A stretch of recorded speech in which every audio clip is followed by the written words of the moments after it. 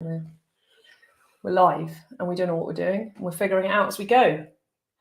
Welcome to anyone listening to the non-visual podcast. I'm with Grant Zehetmayr from the Dawnstalkers, and also, well, you do lots of cool shit. We're going to talk about that in a bit. For those of you listening who aren't watching, we are live on YouTube. So if there's any bits you're like, what are they doing? Just jump on YouTube. You can watch us there. This is the test. So for those of you that are listening, I have massive gratitude for you following my podcasting journey. This is my second ever podcast. Grant Zehetmayr, in the way that you like to upgrade things, said, let's do it live, let's do it in person. And I went, shit, okay. And so we're doing it live. So we are just going to check. We're just going to get onto YouTube as well and just check, because if any of you are listening live and want to put a comment in, we can't see you where we're looking, where the camera is. We need to keep an eye on our phone, so you can put stuff in the comments. So if you are listening and want to have some fun, you can do that, and you are welcome to come and subscribe to Financial Freedom with Alexlouise on YouTube. And then we are across all the podcasting platforms: Apple, Spotify, all of the ones. If you go onto anchor.com, you'll find us there as well. So Financial Freedom with Alexlouise into Google, you will find us. And if you're already listening to this, you've already found us. So if you haven't done it already, please like, subscribe, share, comment, let us know. I believe Anchor now has, you can even leave us a voice message that we can address in another podcast. So welcome. And if you're listening, not live, welcome. We're going to get straight into it. We're going to talk about community building, drug taking, families. I don't know. We'll just see where it goes. Do you know what you're doing? I don't know what I'm doing. Grant doesn't know what he's doing. And I think that's really important to share, that we're just going for it. We're going for it as we go along. So let's see if we can find us live. Yes, we can. Let's just put that up. Oh, that's not going to work, is it? How are we going to do that? How are we going to see? See, this is technology literally figuring it out as we go. So for anyone listening who's looking for the part that I do, which is inspiring people to just try stuff anyway, it's like, oh, okay, how do we listen live without the feedback and see your comments? Interesting. Let's open the live chat, which is there. I think we can do this anyway. I've got the video on pause. We'll just keep an eye. We'll see. We'll see if people are watching. And we're just going to get on with it. Otherwise, those of you who are listening on the podcast, just like, oh, God, can you just get on with it? So, Grant Zehetmayr. Where do we start? Let me start by saying to everyone, I think this is really key, and it's a theme that's coming up, albeit it's only the second podcast, that it's a theme that's coming up with all my guests, which is we've known each other for a long time. Like, nearly 20 years? Yeah. I don't want to admit that I'm that old. I've known someone for 20 years as an adult. It's got to be close to 20. Yeah. Yeah. So I'm 41 now. I was 26, I think, when we met in BNI networking. So it's 15 years. Let's not lose 5 years. 15 years. We've both done a lot, grown a lot, not grown in some ways. Got stuck a lot. Got stuck a lot. Amen. Who else listening has got stuck? It's like, who's not got stuck? You're in one of, I think it's important for the full context of, you're in one of my joint venture groups, so you're getting financially free with your group SSLGJ, which is crazy exciting, which is probably worth touching on for people listening who are interested in property, the journey, financial freedom, all of that. And mainly why I wanted to have you on was because of your community called the Dawnstalkers. For anyone who doesn't know what the Dawnstalkers are, well, you tell us. How do you say what it is?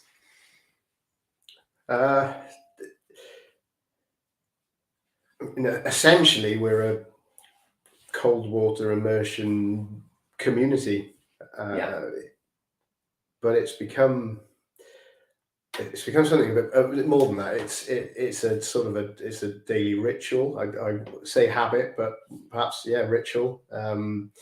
It's a foundation of my day. Absolutely. Mm-hmm.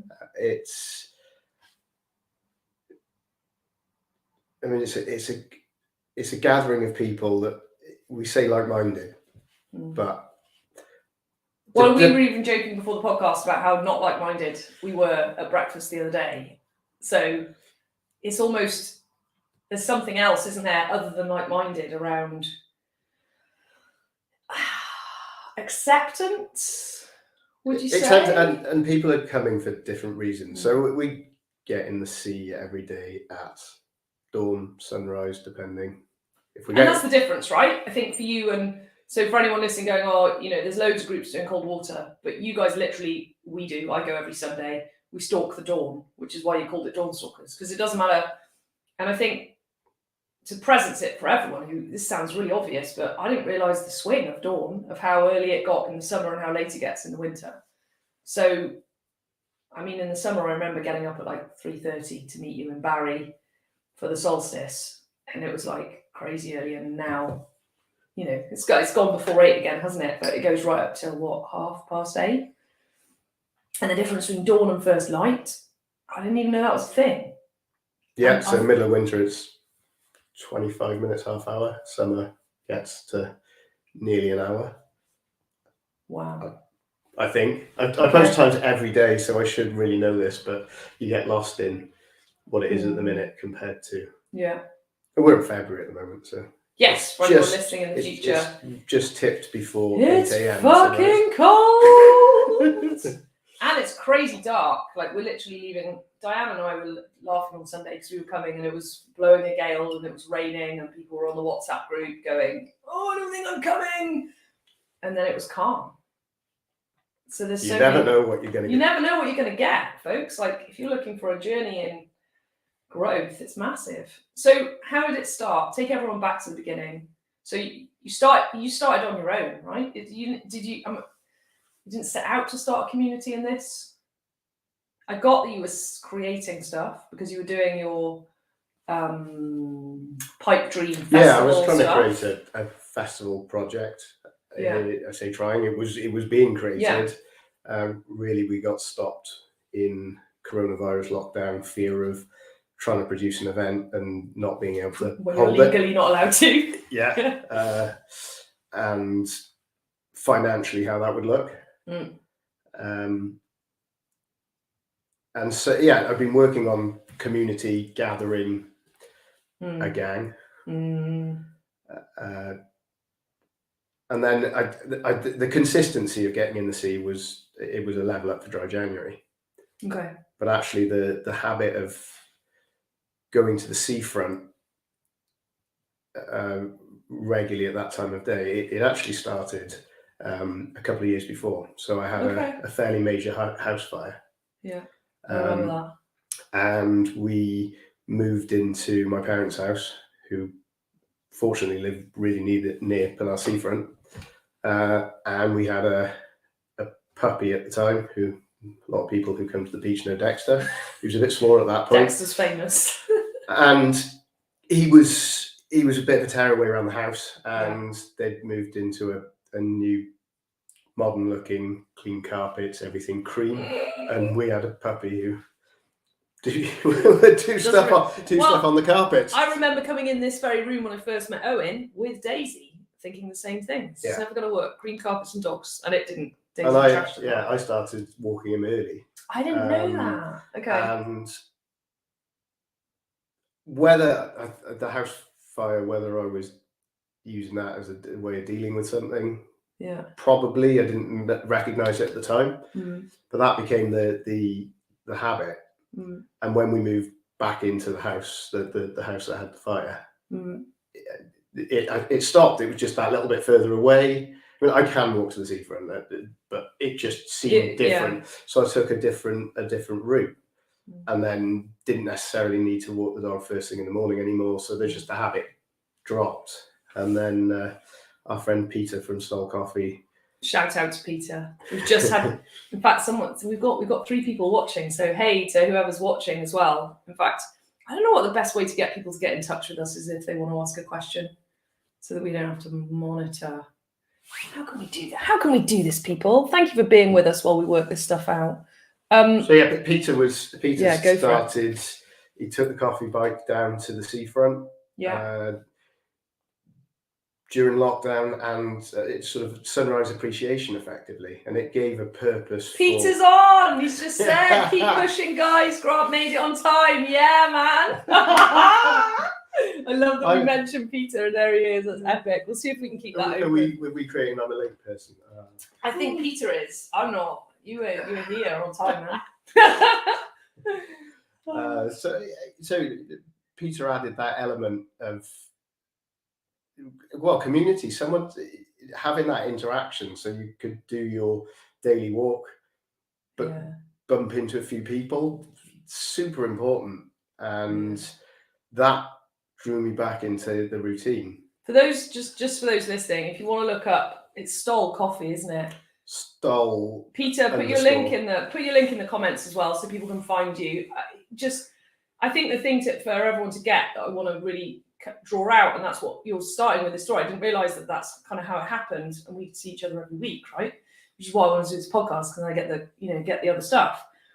Is that the community builds a community, which builds a community, and there's so much stuff coming out of it. So Peter kind of grew up organically outside of what you were doing, but now you both do it. And part of when I go on a Sunday, I get in the sea and then I have a coffee and a cookie from Peter. Peter, I'll just have one of your cookies. Grant bought me one. It's very delicious, as always, but it's massive, isn't it? So you're going with Dexter for a walk. Peter's going down the seafront, completely separate, nothing to do with the Dawnstalkers at this point. Dawnstalkers doesn't even exist, right? Yeah, it was. Yeah, there's a name term that we might explain at some point. Okay, cool. So sort of gathering is people walking through. You get some interaction. You get some kind of daily input of community and, I guess, communication. What many people were missing, especially in lockdown. Yeah, sunrise at Penarth has a fantastic aspect. We see sunrise all year when there's not cloud cover or it's raining, and it rains. And even then, it's amazing. It rains less than you think. The sky is just amazing. Yeah. I said, never know what you're going to get. It doesn't rain as often as I think it should. That's true. Diane and I have both said, I've got wet getting dressed once in it's I think for the sort of first time in 13 months, I got hailed on in the sea. I think it may have happened once, but we couldn't tell because it was raining so hard. We didn't know if it was hail or not, but it was definitely hail last week. That part, it drew me back into the routine. I think I remember asking my mum actually at some point, was I always a morning person? Because I'm sure I wasn't. I think as a kid, yeah. And then drinking and smoking and whatever else. Same here, right? I used to, in the last, I would say, and Dawnstalkers is part of this and cold swimming, I'd say in the last 6 months, I've started waking up at 6 a.m. naturally. And I've never done that. Probably when I was a kid, I did. And then the same thing, working, catering, taking drugs, drinking a lot, smoking. My body's just going, in the morning, rather than and you're just, so do you set an alarm to come down to the seafront, or do you wake naturally? And winter, I am waking up, or back waking up before my alarm towards the shortest days. I actually find I need more sleep in winter. Yeah. Which I hadn't recognised. But yeah, people don't, right? We don't talk about it. We go, we're machines, we can do the same thing all year round. We can't. The trees are all asleep right now. like literally, the rest of nature is hibernating, trees are asleep, and we're going, just keep going. Whereas in the middle of summer, I was waking up before my alarm, even when the alarm was set for 4 a.m. So you get up at 4, and then does your bedtime change? Yeah. So what happens to your bedtime through the year? Does it cycle around as well, or gets earlier? I think Lola's read me, so my 8-year-old daughter has read me stories to bed before. Yeah. She's reading I'll to me. I'll put you to bed, Daddy. Yeah. So in the summer, you're into bed by what, 8-ish? Earlier if you can get it. Yeah, 7 was.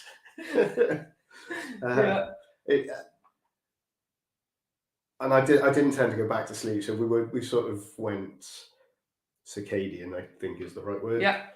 So following the sunrise, and then it came out of swimming. It was swimming really early on a Friday morning. I remember what day it was. We'd effectively the time we'd picked coincided with first light, and sort of stood there and went, "That's." For anyone listening who hasn't really been present to what first light is, it's magic, right? It's just, I don't even know can you explain it? I don't know how to explain it to people. Like, I like getting down there, you know, for first light or near as, rather than when, like, sunrise is sunrise, but first light is just something special. For me, it's a time of peace, kind of. There's a almost contemplation. It's quite, it is quite silent solitude. And I guess there's some form of feedback to see the world waking up. And you can see the switch from darkness to light, almost like the light was switched on. At one point it's dark and you can see the light coming in, and it within a second it's light, but you can see where the darkness was. So go back to, you're going down the seafront walking. Going down the seafront walking. Peter's there doing his amazing conversations and coffee and bringing the community together. And I think actually you or someone in one of the groups was running a cold water or a cold shower challenge. Can't remember. Could have been me. I do it now and again, but yeah, okay. And I tried it and hated it. It sucked. Now I've done the sea cold showers are just. Well, I can. It's very different. I know I'm doing a cold shower correctly now. Yeah. But in trying, and can't try, right? So describe doing a cold shower correctly. Well, I know I'm in there long enough and getting the benefit of it, but I couldn't. I didn't manage that prior to getting in the sea. Okay. So the showers, is it cold enough? Am I in it for long enough? It's horrendous. You've only got yourself to deal with. So stood on the beach or the side of the shore with a pair of shorts on as an adult, you've kind of set yourself up to get in, because and everyone else is there as well, right? So when I was on my own, so when you were doing it, you set yourself up. You can't. I mean, you could back out, but it's there's a bit of bravado in there. You can't really turn back, so you're getting in. Yeah. Whereas stood in your own shower, you've only got yourself to hold you accountable. It's kind of easy to turn it to hot as well, and it's easy to step out. Whereas when you're going into the sea, you're either going in or you're not. Yeah. So there's okay. And I think there's a level of cold that's different by submersing yourself. So I think a lot of people who don't have access to a beach or the water's not cold enough, they're using other methods now, but they're not showers, they're barrels, baths, ice buckets, freezer freezers, so there's a story of alcoholism and sort of drug dependency here. So it's important to say that, right? October, my wife Beth and I did Stoptober. Yeah. I ended up going for about 6 weeks, and we had a night out planned, or a sort of Friday night, and it was a switch straight back into the same habits. And what would you say? So, what was your drinking and drug taking like at that point? If you don't mind sharing for people listening, so they get, because there's all kinds of different alcohol dependence, right? There's the stereotype that we all think of the person that just doesn't function in the gutter. There's people who binge on a weekend. There's people who drink every night. So where would you put yourself in? Like, what was it like? So I talk about alcohol. I talk about it as alcoholism and drug dependency. Prior to that, I'd have said just like drink on a Friday night. Yeah. And I don't drink in the week, so that's fine. Really, I was trying to recreate a festival, whether it be at home or whether it would get to that Friday night and be itching to think, where am I going? What am I doing? And if I wasn't doing anything or wasn't going anywhere, I'd be trying to do it in the house. Yeah. So it was a crux habit, I guess, in the addictive compulsive all or nothing mentality. That's where I wanted to be every weekend, and I think we have a certain an amount of sort of ingrained idea of that in British culture for sure, and it might also be in cultures that have short light hours during the winter. on any occasion, whether it be a positive, negative, good week, bad week, there's always an celebration, excuse for a drink, right? There literally is, like, feeling good, woohoo, let's party. Yeah. Feeling terrible, have a glass of wine, take the edge off. Yeah. So yeah, interesting. Stoptober was an eye opener that it was possible, but also was aware that there was it's so easy to slip back into.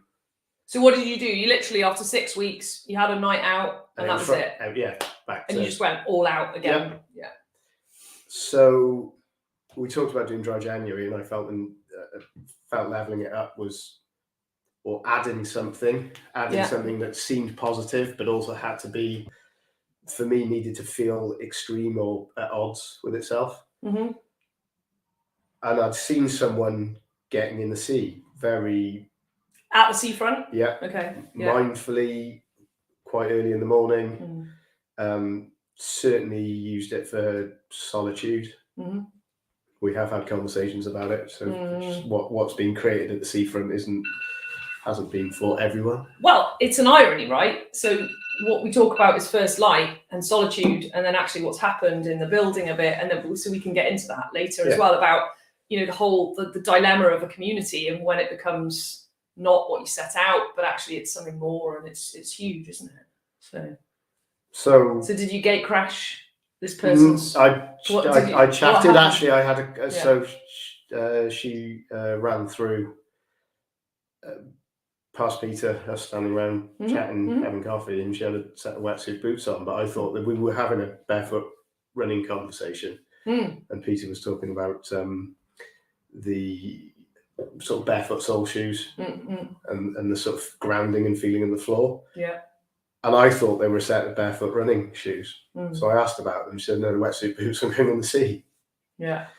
So in December, I went in for the first time. And on your own, with someone? On my own. I didn't really. So, I mean, cold water dipping, swimming is advised. It's advisable to do it with a partner, simply. Yeah. And I was a fairly rubbish fair weather surfer as a kid, so I'd been in the sea. I didn't think there was anything particularly dangerous about getting in at Penarth, apart from not many people did it. But mostly, I assume, because of water quality. Well, water quality, there's no waves, so there's no surfers. Yeah. It's a stony beach, so there's no sand. So, and that's the perceived water quality as well, I have to say, because I now, having been in fairly consistently every day for quite a long period. How long is it now? We're over a year now. Yeah. So a couple of times in December, I think. So for dry January, I said I was going to get in 5 days out of 7. It's sort of part of the challenge. So this was a year and a bit ago. Yeah. Yeah. And did you do it? I dropped 3 days. So it's out of the whole of the month. Yeah, I call it the crack at dawn, because it's. Well, we joke, right? That it's like a drug. Like a drug, you get all of the high, don't you? Yeah. But, it's so very it is addictive. It's positive endorphins, but perhaps a total replacement for some of the things I was doing prior to that. Well, and for those listening who haven't tried it, it's like the way I describe it is you get the pain first and then you get the high afterwards. Whereas with traditional drug taking, you get the high first and then you get the low. Everyone knows the downer, the hangover, the whatever. And there's a definite dopamine switch where you go through the pain and then you get the pleasure at the end. And then there's a lot of benefits. So you have switched. That's great. Have you not? I might steal that before? Okay, no, please do. But it's and that actually came from listening to Joe Rogan podcast. And I'm sorry, I can't remember the lady's name, but they were talking about addiction, and they're talking about this switch. Whereas traditional drug taking, you get the high, and then you get the rebalance of the dopamine, right? So you go way up, and then your brain goes and takes you way down. And it's the same with insulin and sugar. So you have the big sugar high, and then you get way too much insulin. So then you get the low, and it's the same. But when you do what you're doing, you get the low first because it's really fucking cold, and it hurt. Like, to be really clear, listen, if you haven't tried it, we're going in now in January, February. I mean, you go in every day. I go in once a week. It's the water temperature's 7 degrees, I think. You know, I managed 10 minutes on Sunday and was like, yay. But, you know, when I first did it, it was like a couple of minutes. And it hurts. Like there's no, you know, it's not, you don't go in going, yay, this feels so good. Like it hurts. Your skin burns and it feels weird. And the high afterwards it is literally euphoric, isn't it? I mean, it just feels really good. I don't know how it feels for you now that you've been doing it for so long. It's the same. So you still get it. Yeah.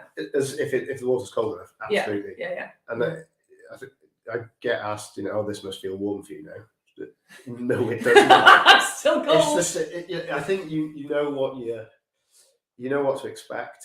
You know that you can do it. Yeah. For sure. Yeah.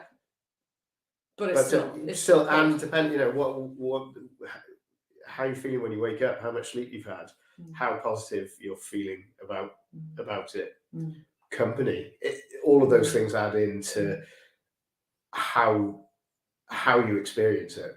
And you know, for sure, if I've not had enough sleep, not feeling great, it brings you into your body, right? Much harder to get in. Simple, or I'm in for less time, or whatever. Or don't want to go at all. But that one of the things that's really the community element has added in is I've created a platform to almost feel I have to get in. So that it's bigger than you now, right? Yeah, so it was before. It was like you, and if you didn't show up, no one would know. Whereas now it's like if you actually stop going, I think Dawnstalkers it's become that bigger thing, hasn't it? I mean, there'd be a whole missing element, but there's. And we'll get onto it. You know, there's Lena and there's James and there's Peter and there's Seaweed Sally, as we call. You know, it's like all of that. Becomes bigger. So now you it's a bit like me and my clients. It's like I have to show up for you guys now. I can't just go, oh, I'm going to go do something else. It's like we can't, right? Yeah, and you can't all show up the same every day. So when in January going in. Nearly the whole of the month, you know, there were some days where I was only getting in because it was sort of a challenge I'd set myself, and I was committed to it, and I was working on doing what I said I was going to do. You know, in some of the coaching platforms that we've been working in, really actually focusing on if you say you're going to do something, getting it done, and I'm, you know. If my wife's watching this, she'll probably mention how the garage is still not tidy. So sure, and like you know, our intimate partners are always the ones that see all of us, don't they? They don't. Yeah. They get the worst. They probably get more of the worst of us and less of the best of us, and they get to deal with all of it. You know, they see everything, don't they? You know, the people that we live with get the. I want to say they get the rougher ride in a way. Like they pick us up and put us back together in some ways, and not that there's an expectation to do that. And you know, they're always the best mirror, is that? Yes, it's a good way of saying it. It's like they're the ones who go, what about this? So you know, and it's everything, isn't it? That yes, there's all stuff. You know, look at the stuff that's going on with Joe Rogan now. He's said some stuff that being flung back in his face, and it's like. Well, I would love to see anyone who, you know, someone goes and delves around in their past. Imagine if all the conversations we'd all ever had were recorded and then clipped together and sent out there. I don't think there's a person out there who wouldn't have shit that they haven't done, stuff that they wish they hadn't said, you know, things that they regretted, dumb shit they did. Yeah. And you should say that I downloaded the Dawnstalkers WhatsApp group. So I have it in hard copy. I did wonder about printing it at some point. All recorded, babies. Yeah, right. It's like, you know. So having the first time I got in with someone else, I realised that was the key to staying in longer. So what? So you started going in. So the first time you went in on your own, just so that people listening who have never done this are like, I think the first thing that we really have to say responsibly is please don't go in on your own, really, because. If you're not used to it and it's winter and it's really freaking cold and there's no one around, you don't know how your body's going to react. I mean, I've had a friend who she's done a lot of cold water swimming, and luckily she was with her husband, Ruth, you know, she had a really bad reaction. You know, she was in A&E. She was that worried about the reaction. And I know I think in November I stayed in for about 20 minutes and I was wiped out the next day, and I really struggled to get warm. And I've been doing it since May last year. So I think it's really important for people to... recently of someone who's an experienced ice swimmer. So that's under 5 degrees. Yeah. And they had basically after drop. Yeah. Where you get colder, for those that don't know, you get colder afterwards. So the number of people I see on a Sunday, and they're like, oh, wow, it's my first time, I feel great. And I'm like, get dressed as quick as you can.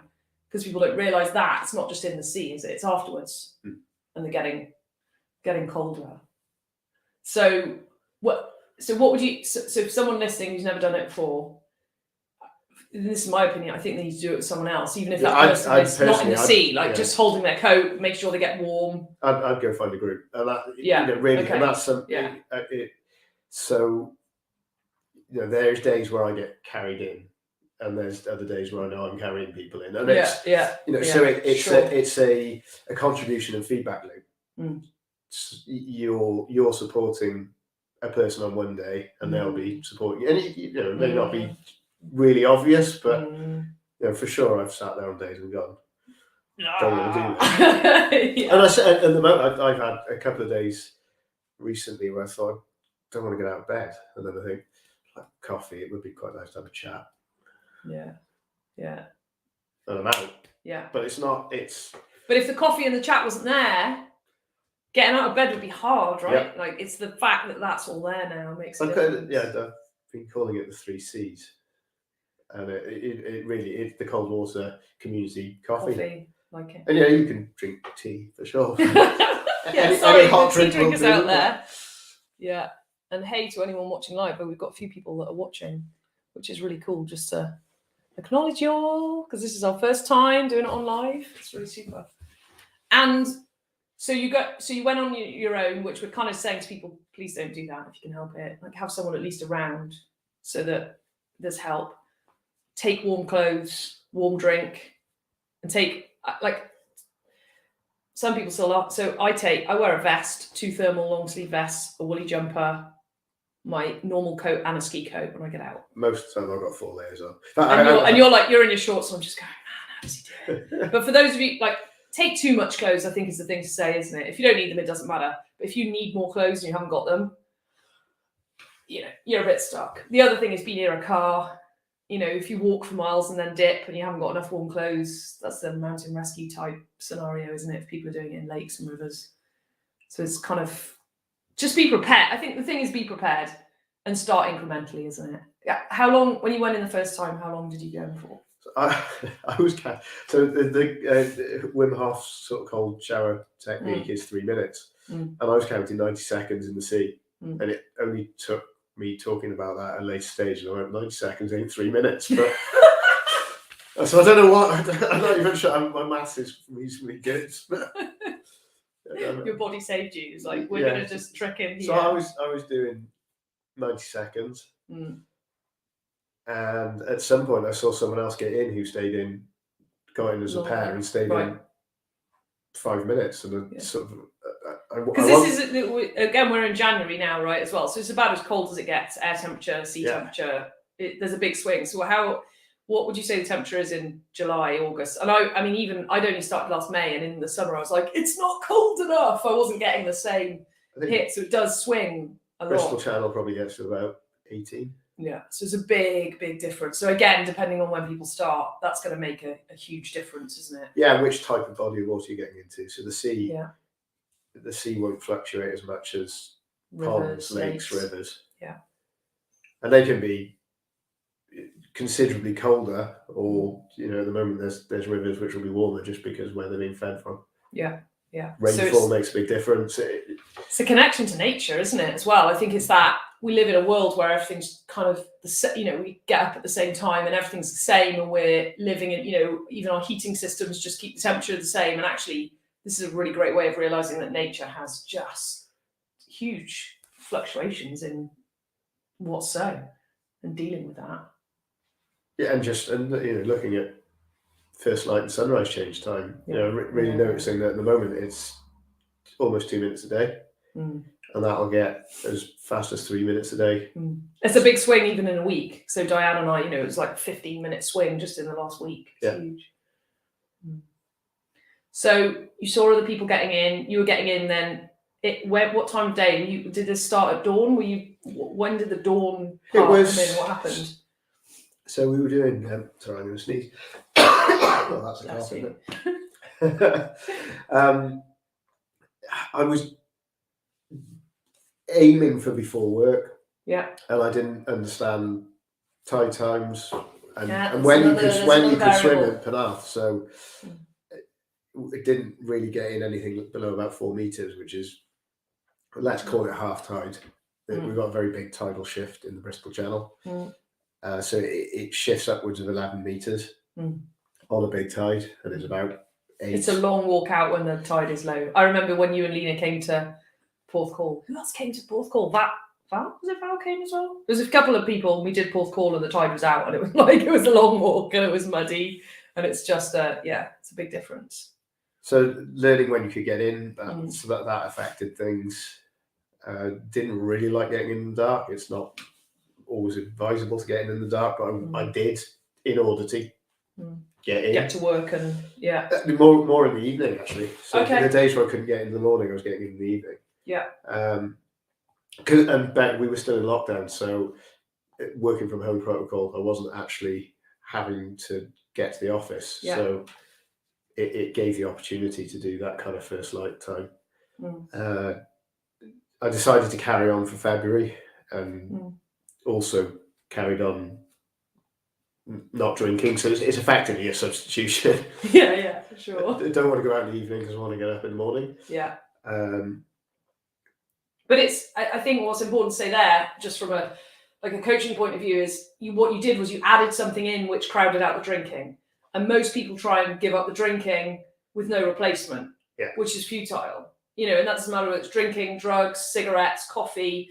If you don't add something in, so actually, did you realise that's what you were doing, or did it kind of happen? But that's ultimately what happened, right? Yeah. You added that in, and then you were like, no space for drinking now. Not really. I realise it now. At the time, no. So anyone who's listening to this thinking, I really want to kick the habit of whatever, coffee, smoking, sugar, if you don't add something in, it's going to be harder. So you added the C in, which as well, so my assertion is that the high from the C lasts longer, is better, and is more positive and productive, whereas the low you get after alcohol or drugs is like, it wipes you out the next day, whereas you get the high while you're out partying. But for me, the day I get in the C, I have a rocking day all day on a Sunday, regardless of what's going on. Yeah, you started the day with that. Yeah. Which is, it's... Yeah. And I want to get to bed. It's the same thing. I want to get to bed so I can get up. It's kind of frowned upon to have a beer at breakfast. That's true. Except because you can get in the C except at festivals, but that's a different. I'm not sure that's a life in the past yet, but sure. It's still that's still a work in progress. Well, one thing at a time, right? Yeah. But when was the last time you actually had a drink, or did any drugs, if you don't mind sharing? Well, my most recent hangover was January the 1st, 2021. So a year ago. Yeah. So it's it's massive. So there's an argument to say if you went and had a night out or did something, it's like. But again, in my mentality, it's that sort of all or nothing mindset almost. If I go out when I know, or if it occurs to me, like I'll literally step off a cliff. Yeah. 2, it'll feel like going back to day one again. Okay, that's interesting. Yeah. And I guess what I'd like to get to is be able to go to a festival, go out once in a while, and then step back into sobriety or. And I don't know where the balance is. I'm still stuck with that. Lockdown really helped because there were less things to do. So. There's no parties. Yeah, right. And I for sure I fell into a similar trap as a lot of people, that because there wasn't a weekend, because there was less structure, that I drank more in the beginning of lockdown. Okay, yeah, that happened to a lot of people. Yeah. To be continued then around that and see. Yeah, that's still. And what about going to a festival and not partaking in any of the substances, including alcohol, right? Any of it, or do you just think if you go in, There's that to be confirmed.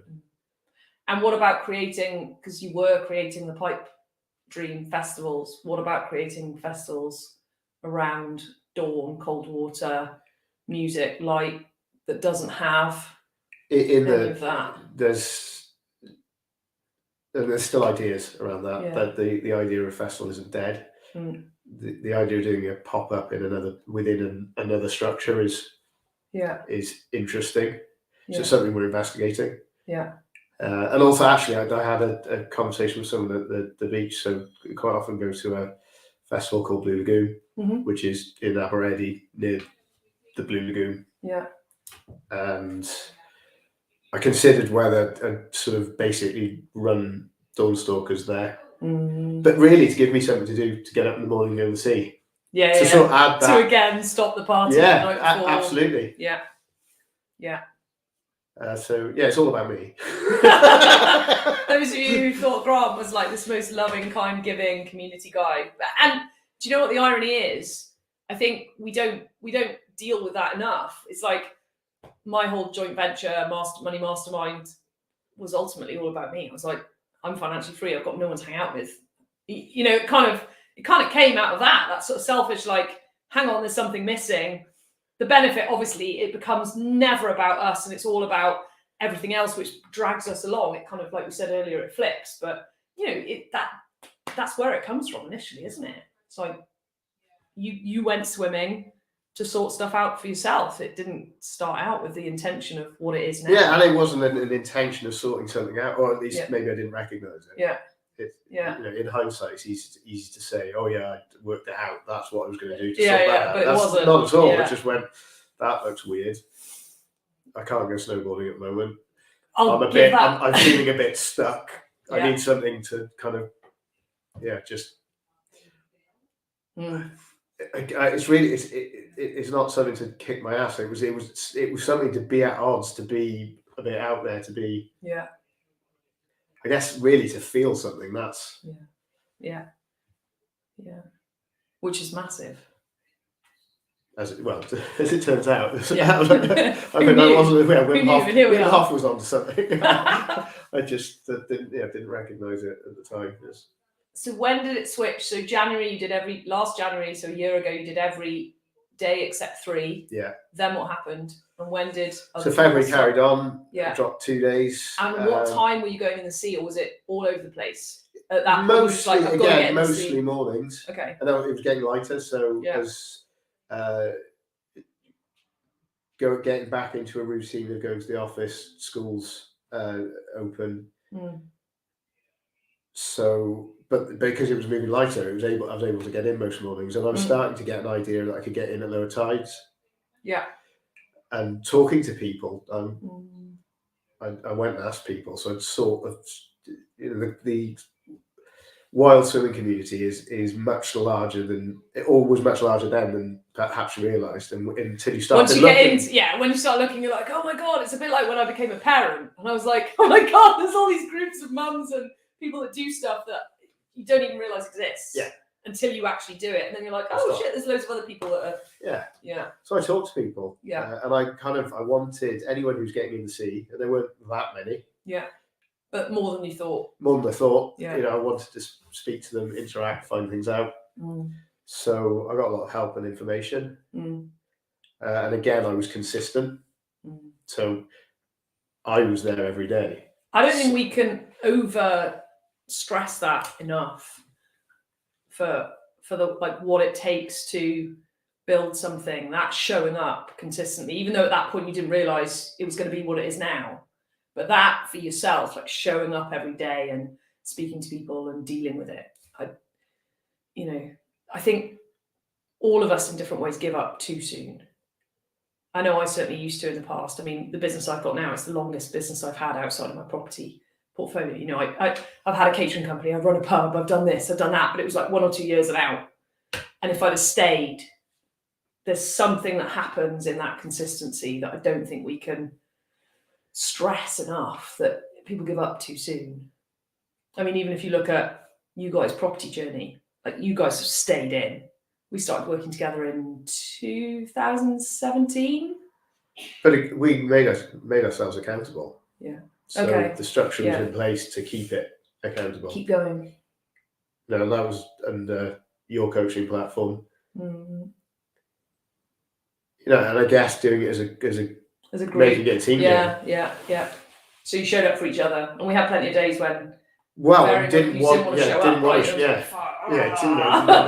Whether it be late, not actually turning up, or being there and not wanting to be there, or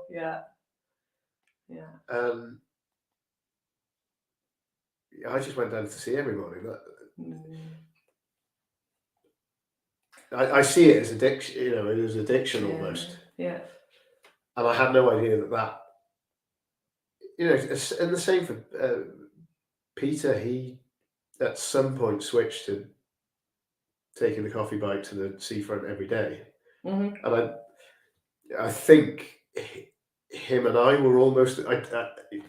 Maybe I'm taking liberty, but it was him and I that. Peter can comment if he's still listening. Anyone who is listening on YouTube, if you do want to comment, we're kind of sporadically keeping an eye on it. Yay, Angelo! Awesome. How are you doing? And we've got. Well, I can't read that other comment. I think it's maybe spam, but so if you are listening and you want to make a comment or join in or ask a question, we'll certainly we'll answer those as we're going along. So and if anyone's listening, think he's taking liberties, tell us what's going on. Well, there were other people who were there fairly consistently on a daily basis, but Peter and I would stand around in the rain just being stupid and posting shit on his Instagram feed, and he made a couple of videos of me in the sea. Yeah. I think one specific day where he came down the hill on the bike that's falling apart and sort of zoomed past the RNLI ramp, and there was my head in the sea. So he was talking about it, actually. Yeah. And then a few other people got in the sea. Lene got in with some friends around about, I think it was the 13th of February. Yeah, shout out to Lene, who's a massive part now. They got in at the opposite end of the beach. I'd already been in. I remember going and getting a coffee and saw some people sort of. And again, were they getting in because of you, or was that completely separate? I think separate. I think it's like I suspect stars aligned. Yeah, they were. I think they were a group of au pairs, and I get at least Lene for sure was living in the part of Germany she was from is landlocked, so she didn't have a seaside. So they all wanted to get in the sea before they split company. Wow. Some of them finished their contracts. Yeah.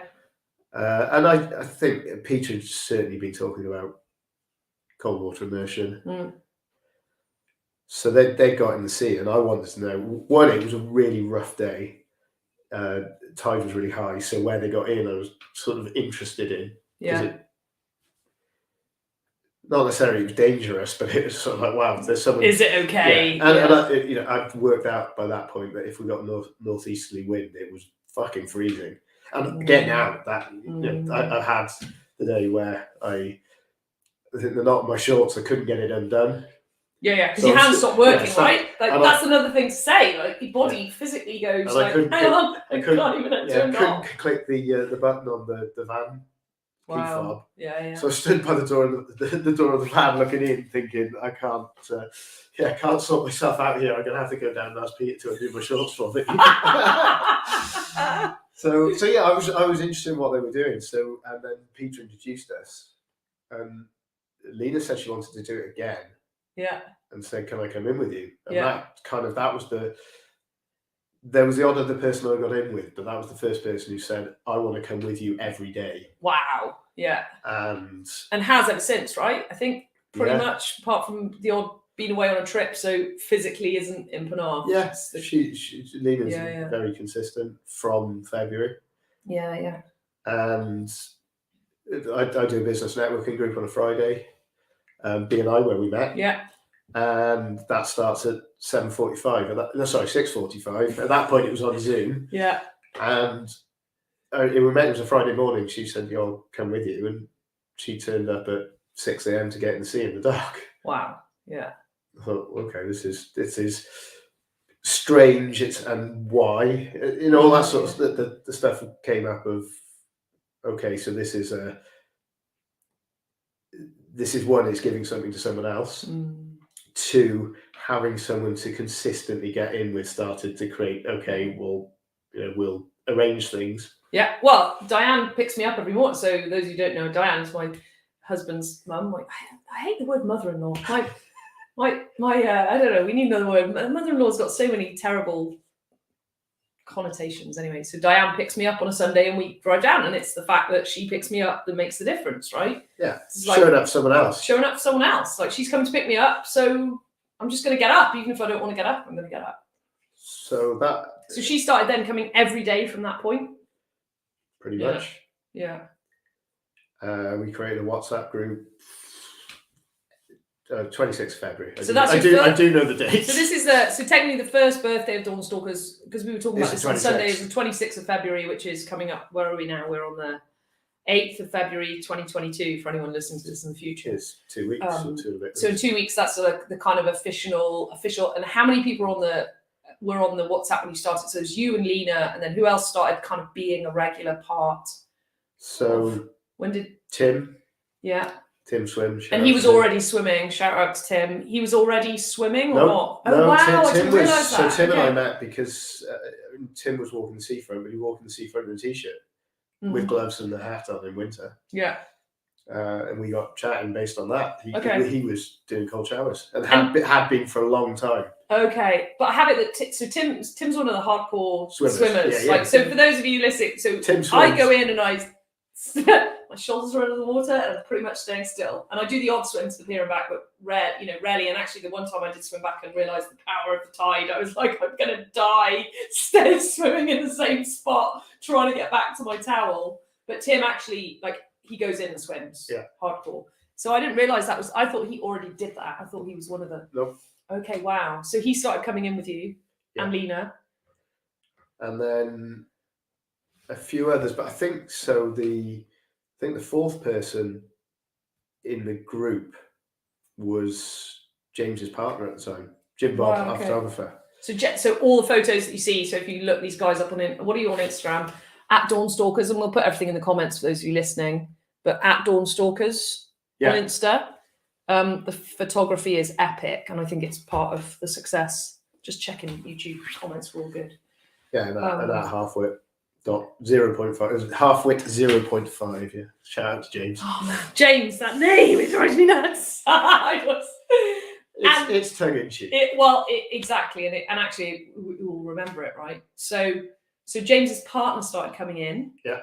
And then what happened? Then James came down, and does James have a cold dip? Because James is there in galoshes and everything, and it's epic. I don't know if James has ever been in. Ooh, challenge, James, gauntlet dropped. I think we've dropped the gauntlet already. And he said, in fact, we were in the sea in a gauntlet. I think there's some photographic evidence. Something Peter. And he's just epic. So he shows up every day and actually captures the moments. So he started coming and photographing. Not so much initially. He was part of the gang that appeared for coffee and walked dogs. Yeah. Peter's partner Naomi. Mm-hmm. So she was really early on. She's Irish. Yeah, I've met Naomi. They're just epic. Irish people all seem to get in the sea. They've obviously loads of coastline. There's loads of fantastic swimming groups and communities in Ireland. Yeah. And it seems to be set up for it. They've got diving boards into the sea. And, no way. So. Wow. Okay. So. Start of the WhatsApp group. How many people would you say it was that made you go, "Oh, we need a WhatsApp group"? It's just a few of you. Yeah, we were. Yeah. Fairly quickly, 10 people, and we had, a good day. We'd have 7 people down with us. It's so funny to look back. And on a quiet day, it was the 3 of us. Wow. Yeah. And cold water conversation, cold water high. I think James calls it cools. Cold water. I don't know what. There's so many acronyms we got. So I guess it was a little bit infectious. Yeah. Because we'd stand around being Fun. stupid, effectively having fun. But just it kind of reminds me of, you know, when people are in a pub or in a club and they're just dicking around and having fun because of alcohol. It's kind of like that. Yeah. Just being. It's almost like the alcohol removes the what's the word I'm looking for? You know, people go inhibitions. Like, inhibitions. The inhibitions are just gone, and there's something about getting in the sea together. You know, in swimming costumes. Some people come in wetsuits, whatever. But like the point is, people come in whatever they want, and the inhibitions are kind of gone. There's something magic about that, and no alcohol is involved. Yeah, it's a real leveler. It's as hard, or pretty much is as hard for everyone to get in and out of the sea when it's cold. See, so there's no hierarchy. Yeah. So all of the kind of social stuff is just removed. Yeah. And actually, no one's in uniform. No one's dressed, right? It's early in the morning, which I think there's something magic about early in the morning. So I don't know about anyone else. Any of the other ladies there, I certainly don't bother putting makeup on. Whereas on a daily basis, I have a shower, put makeup on. Down at seafront, I don't. I'm not really bothered about what I'm wearing. Whereas I might spend a bit more. I don't wear smart clothes, but I chuck on tracksuit. But like, it's the only time I wear tracksuit bottoms is at the gym or down at the seafront. There's something free. And I wonder this is if we had a sunset at Pilaf, would we have? I think you'd have been drawn to do sunset because there is.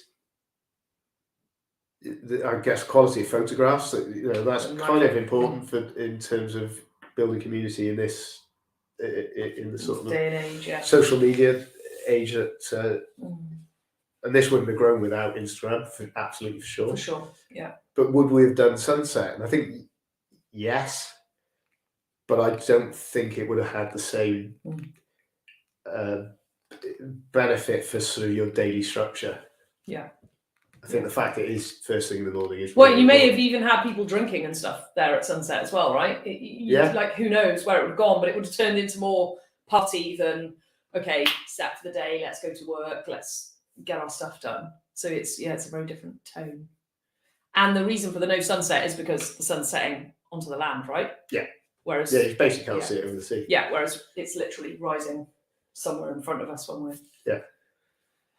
And what happened next? So you've got a WhatsApp group, several of you doing it, but the numbers are, and for people listening who don't know anything about these guys, on a busy day now, you're 150. What's the most you've had? I mean, on a Sunday I have it, it's busier when I go just because it's the weekend. We've hit 300. Wow. But the big number days, it's maybe a headline, but actually, the infrastructure at the seafront's not ideal for that many people. I think it's the fact that consistently we now have. I don't think there's a day where we have less than 30 people. Wow. And that's every day. And that's at dawn, and that's in the winter when it's raining, when it's cold. And there was certainly a point in May last year where Lene and I recognised that we didn't need to be there. That it would happen would be anyway. People at the beach, no matter what. And they weren't waiting for you to go in anymore. It was like people would come, get in. Yeah. And it meant that you could tell people or invite them or call them out to show up, knowing that they'd get the same experience. And I hadn't realised, again, in talking about the consistency, how important that would be. I think there was even a thing recently in the WhatsApp group where someone went somewhere else thinking that people would be there and there weren't. Another swim group type. And it's like people go on their own. They know that if they come to Penarth, without a doubt, there'll be someone there. Yeah, and organising stuff is, I get it's hard. Yeah, absolutely. So whether we simplified it by making it every day, I mean, in the crazy, that it might sound crazy, but by doing it every day and doing it at dawn, even though dawn changes. So the time changes, but the premise. So you can look up what time it is. Yeah. And that meant it didn't matter if we were a Sunday swimming group and one Sunday you couldn't make it. Well, that means there's 2 weeks we haven't been in or haven't been part of that community. Whereas there will always be someone there. So if you can't make it Sunday and you decide, I can make it quickly down on a Tuesday, you look out the window and go, it's hailing. I've not been in the sea in hail yet. I want to go. Most people look out and go, it looks really clear. It's going to be magic. Yeah, we'll go. It's got a show. Yeah. And then you've been in quite a lot of local press. And that was, I'm going to say, I have it that was accidental in the sense of people were like, just, oh my God, this is cool. And you've got a whole word of mouth thing happening where you've got some beautiful Instagram pictures. And I also, it's interesting with social media because it's like, yes, social media for sure. Like people go on Instagram and it goes epic. But there's also something where, the people that I've brought down, I've just gone, it's really fucking cool, man, come. There's no, oh, look at the Instagram pictures, it's magic. It's like, this is a really cool thing to do. It feels amazing. Come. So we'll never know, right? Because Instagram's here and it's what it is. And I suspect there's a lot in the word of mouth and people hearing about it. And Yeah, we had some really great press. While swimming still is a sort of buzzword in lockdown and yeah. You see people in most. Well, there's loads of adverts now where you can see they've got a cut scene of someone swimming in a dry run, possibly. There's a whole other game. Yeah. So, was it latest little advert? There's, yeah. So it's part of the kind of outdoors and sales pitch for UK holiday making, I think, or that kind of adventure lifestyle. Yeah, right. And I think it's important to, everyone goes about how terrible COVID was, but actually, that because we work together a lot, but I'm all for the John DeMartini world of everything's balanced. So however terrible it is, it's just as amazing. And if we look, the perfect storm of COVID, no one's allowed out, which all occurs as terrible, but look at the number of people who have gone, well, I'm going to get in the sea, I'm going to go swimming, I'm going to get outdoors, I'm going to deal with my health, I'm going to stop drinking. And yes, there's a lot of people in COVID who drank more. And even in the drinking more, I suspect there was lots of people who drank a lot more and went, shit, this doesn't work. I need to not do this. And then, swam the other way. Well, it takes to go one way to go the other quite often. Yeah, absolutely. So, what a massive benefit. And, we're coming out of lockdown now and yes, we don't know where it's going to end, but, we're coming out of the other end. But you guys are still here making a difference. So even though people are, quote unquote, going back to normal, there's a level to which, it's making a big difference to people's lives. Yeah, and we had some people come along who enjoyed it or were already keyed into the idea of it, who had connections to the press, talked about it. Whether I still there's a sort of the bit of was it out of kindness? I don't see that we were doing anything particularly different. Well, maybe not. I think I get quite stuck with an acknowledgement. So it's looking at, and we are. So I think we're probably one of the most diverse swimming groups that I know of. So in terms of our demographic, we've had kids. So kids with their parents. We've had a swimmer who swam for Cardiff, who was being chaperoned down to the beach, coming in with us, through to I think 78 is the oldest that we know of. That we know of, yeah. So we and men and women as well. It's that whole, there's not, because a lot of swim groups can tend to be gender, and a specific interest. Whereas again, this is like, if you want to swim, you swim. A lot of us don't swim. There's kind of no, although it's niche because you go at dawn and you get in the cold water, that's where the niching ends as well. There's no kind of like you must swim, or there's no barrier to entry if someone can get you in the sea. I mean, we've even had someone in a wheelchair have help to get in. They, there's no barrier. There's literally, it's like if we can get you in the water, it's going to happen. And we're willing to investigate what we can put in place to help support people. And people message the page and say, "Well, what do I do?" And I say, "Just show up." I mean it in both ways. Yes, you have to come, and 2, you've got to show up and get in. And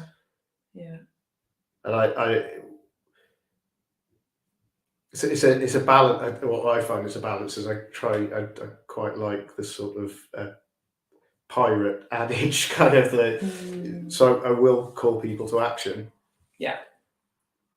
Particularly over social media, but then when you actually show up, it's a whole different. Pass you over to someone nice. Lena will take care of you.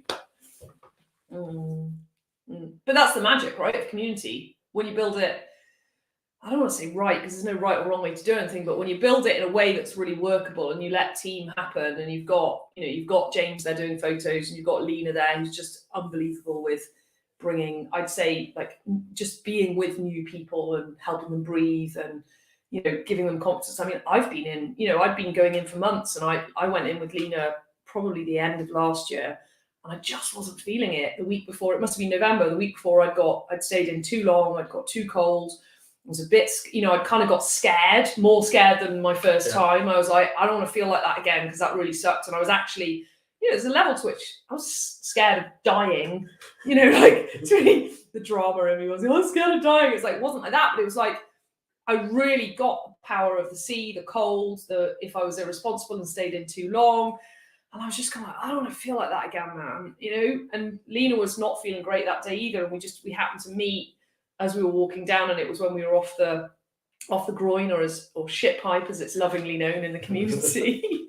We were going off that end. It's a concrete outflow pipe. It is a concrete outflow pipe. It's a great facility though, because you can get over over the mud, right? It's amazing. At low tide. Yeah, you walk out on low tide, and Lena so basically we have a pier to get into the sea when it's too low tide to walk through the mud. It's epic. And Lena and I, literally, neither of us were really feeling it that day. And it goes back to what you were saying earlier. I was just like, I'm not feeling it. And I have a thing that I go down there anyway, and then I choose whether I go in the sea or not. And I've never gone down there and not got in the sea. But the way I trick myself into getting down to the sea is like, come on, buddy, you don't have to go in the sea if you don't want to. Well, let's just get to the seafront. Like, that's my game in the morning. Just get to the seafront, and then we'll see. And Lena was there. And I said I didn't really want to go in, and she was tired and she wasn't really feeling. And we were like, we'll just go in together. And we stayed on the groin. We lit, and it was really low tide, so we literally had to crouch on the groin to sort of be in the water, and everyone else was kind of a bit further over. And we did 5 minutes, and we got out, and it was just, that was it. Then I was back in the game. Every Sunday then I was happy. I was like, good to go, happy. And then actually now, this Sunday just gone, I did 10 minutes in. Probably it's getting warmer air temperature wise, isn't it? It's not been as cold, but it's still pretty cold. The sea's colder. The sea's colder. Yeah. So there's just something magic about that, and the magic of going to see Peter for a coffee and a cookie afterwards, of like that. I don't know. It's almost a reward for going in, but it's that. It's not just that. And now you've got Inda doing yoga. Shout out to Inda, who's now on a Sunday doing yoga. It's like it's becoming just this. Well, I joked with you the other week, not really joking about it. It's like my church. I go on a Sunday morning and, all of that. It's becoming that. And that's what community does when it's I've been a constant morning communion. It's like a pilgrimage. Literally, right? To the sea. But it works. And I think we are, on a deeper level, we're all missing that. The church kind of structures are not as workable for a lot of us. I love what the church does, and I can't reconcile myself with the God. Although I love the stories of the Bible and the parables and the commandments and everything, all that works. It's like there's a level to which if I go to church, I'm not authentic. There's a bit where I'm just like, no, this like praying to a God in that way doesn't work. Albeit I believe, we're all connected and universal, and the world's amazing. And what people like you are doing is building, it's almost like it sounds big, and I think it is this big. It's like replacement for the church. For me, it's like, where else do we go to get that? So if you go to a church, you get community, you get support, you get people showing up however they're feeling every week. Where do you get that if you don't go to church these days? Yeah, I think maybe we need a choir. I think you do need a choir, a sunrise choir. You know, someone's going to watch this now. I'm going to get some hate for that. Well, and you know, maybe that's a good point to talk about that. Like, what are, there are the downsides, and Penarth is a residential area, and there's a level to which, as you've seen, communities grow, and then you get the downsides of the communities, right? So you've had some, I don't know what you'd even call it, kind of feedback about, unworkability because of noise and numbers of people, because it is early. Parking. Safety. Yeah. And what I love about you guys is that you've carried on going anyway. And again, it's where a lot of people would have stopped. Just gone, oh, it's too fucking hard. Whereas actually what you do is you phone the RNLI, right? When there's more numbers, to let them know. Coast Guard. Coast Guard. Yeah. You phone the Coast Guard to let them know. And you take it seriously. And you also go, and I don't know how it is for you, but how it occurs for me is like, you take it really seriously and you also let it be. You just go, well, it is what it is. Well, whereas a lot of people would have got stopped. It isn't safe. So, there's an element that you take your own risks. Yeah. I got on my own to start with, that I didn't see it as risky, but some people would say, yeah, it was. You're a fucking pirate. It's on brand. Or an idiot, yeah. But there's taking responsibility. So we're a community of like-minded people that get in the sea. But then with the numbers, you can expect someone to have an issue. Yeah. Just through statistics. Yeah. So having some, I guess, an idea or a structure of what to do if there's a problem, putting a risk assessment in place, being in communication with people who understand water safety. Yeah. We're not, for sure, we're not perfect. And we've adapted as we've gone along. So we've made mistakes. Yeah. We've had, it was an instant I was in the sea. So I went swimming. Yeah. Didn't tell anyone. Yeah. It was dark. Was it dark that morning? Yeah. So no one knew where you were, right? And left evidence effectively. So someone found the evidence that someone had gone swimming. Yeah. But couldn't see them. Yeah. Yeah. And what we actually learned from it is that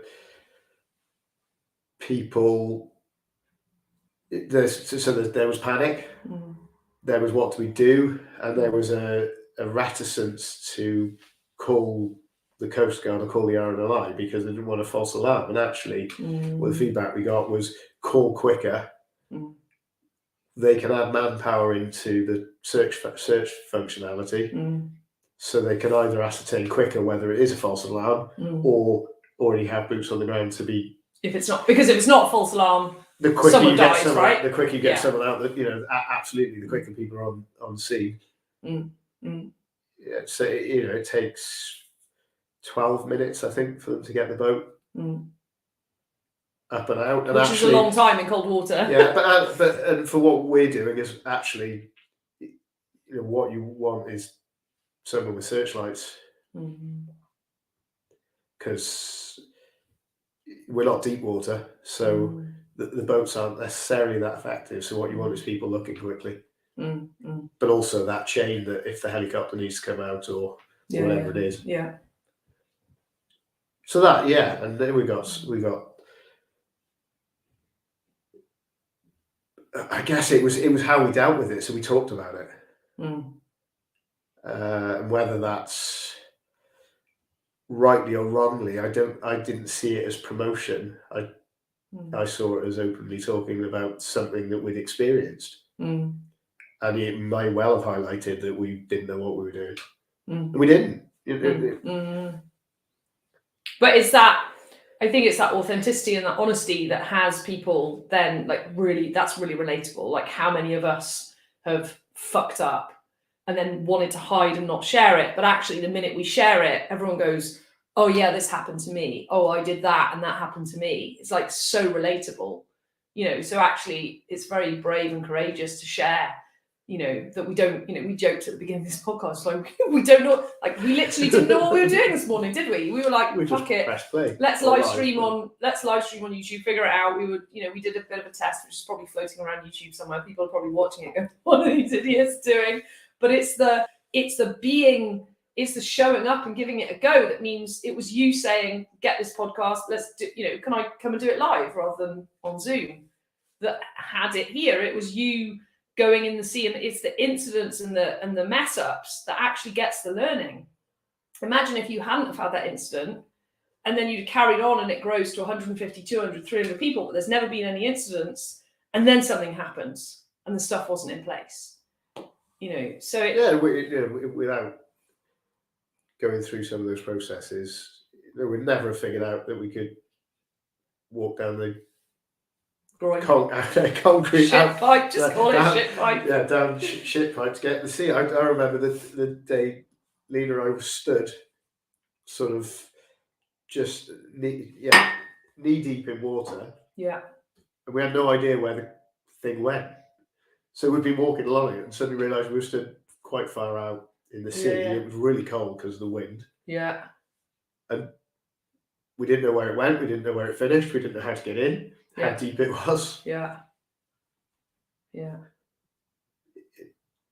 Since I've gone back and looked at it at really, at super low tide, taking the photographs, so I know exactly what it looks like. But at the time, we were just working out how to get to sea.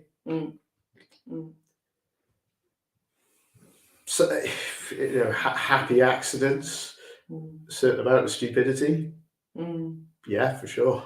Sure. And, I think in a world where, we're in this kind of, I don't think we're as bad as the US, but litigation and someone's to blame and it's someone's fault. I think it's very brave to build a community where you are dealing with cold water swimming and the potential for death, to be, straight about it, and the potential for injury and the potential for cock-ups. And it's in the doing of that actually how many people, and I don't think I think I've said this to you before, you'll never know the impact that you've had on people's lives and what you've changed. You'll get some feedback for sure. And people will tell you it's amazing. And I can sit here and share my experience of like how it's literally changed my life and given me something, having a 3-year-old and a 1-year-old, and how Sunday mornings gets me through the week, because it's like the 2 hours I have in a week where I'm not accountable to clients or my children. No one needs anything from me. I'm not looking after anyone else except myself.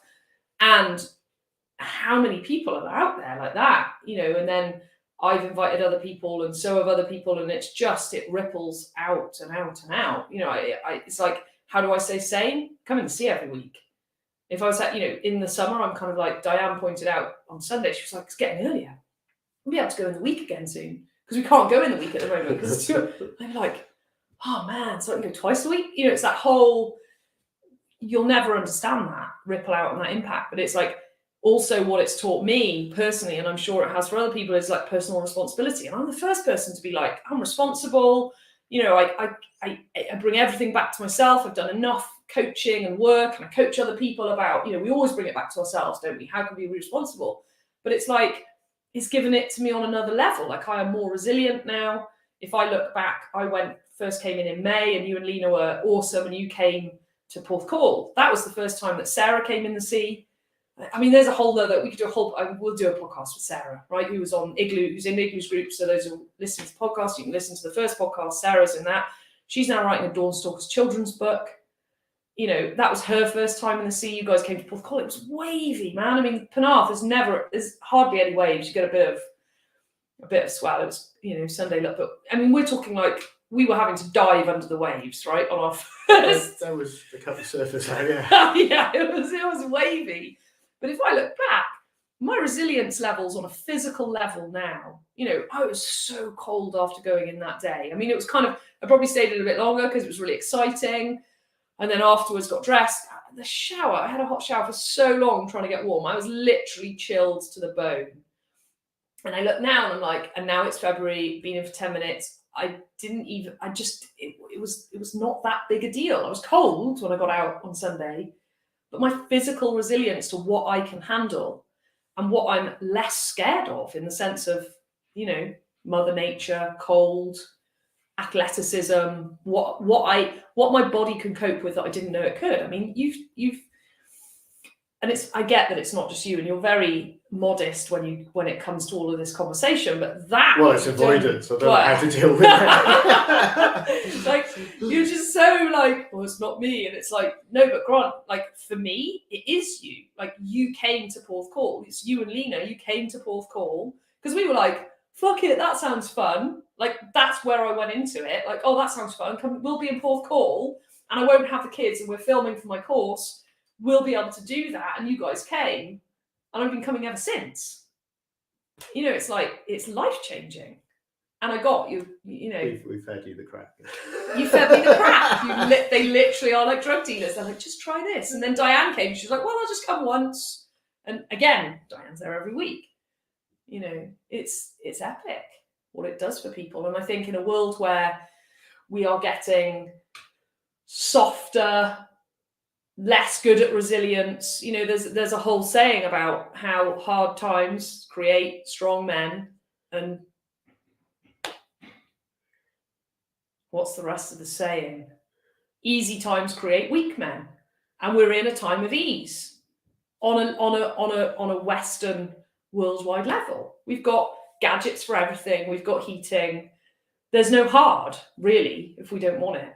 So unless we actually go looking for the hard, how do we build resilience? You do that for people. Like, you really do. Let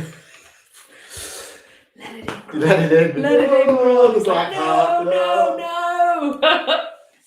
You know, and it's, you know, and it's not, you know, it's not just you, and it's in your clearing, whether you can get that, and at some point I think you will get that. I absolutely get that there was a contribution and there was a catalyst. Yeah,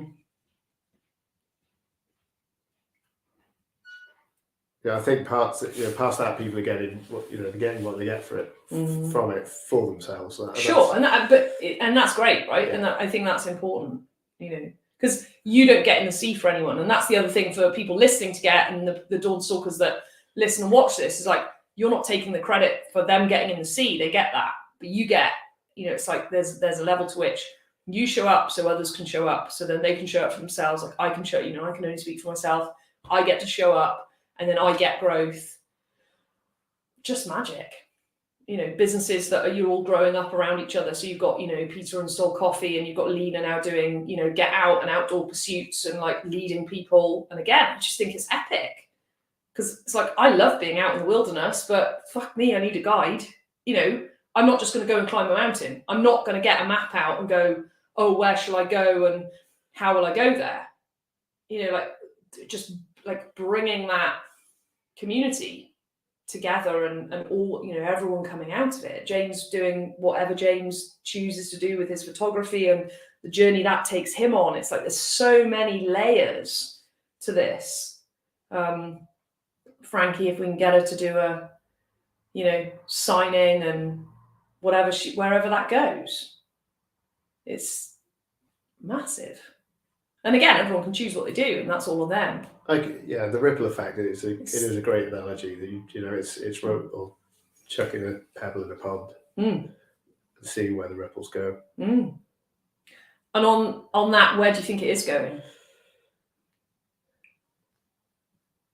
So there's a. And what does it take to manage it? So what does it take to, like, so rather than, before we go into the future, what does it take in the background now to actually create this and have it happen? Because I know a little bit about it, but, you know, just for people listening, so they really get that this doesn't just, it's not, yes, it sounds happy accident. We can go, well, you just show up every day and other people show up and it's magic and other people are doing their thing. But actually, there's a lot more than that in the background as well to really keep this, to turn this into something that's sustainable, I think is, so it doesn't just fizzle out. So there's a certain amount of social media upkeep, and we post daily about what time where. Not that it changes that much, but it has weather information, times, what the tide's doing.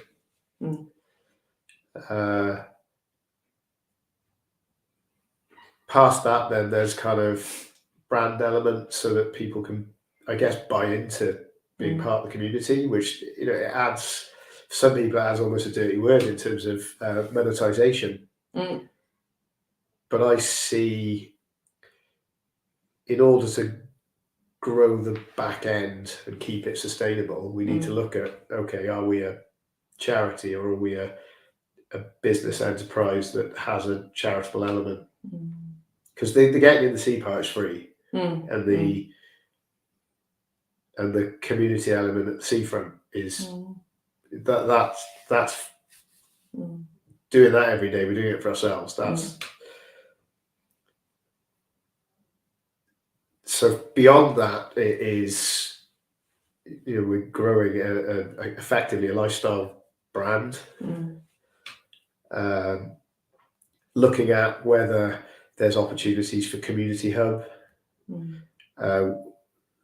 health and well-being, biohacking. What can we add in terms of value to what's already there? Because there's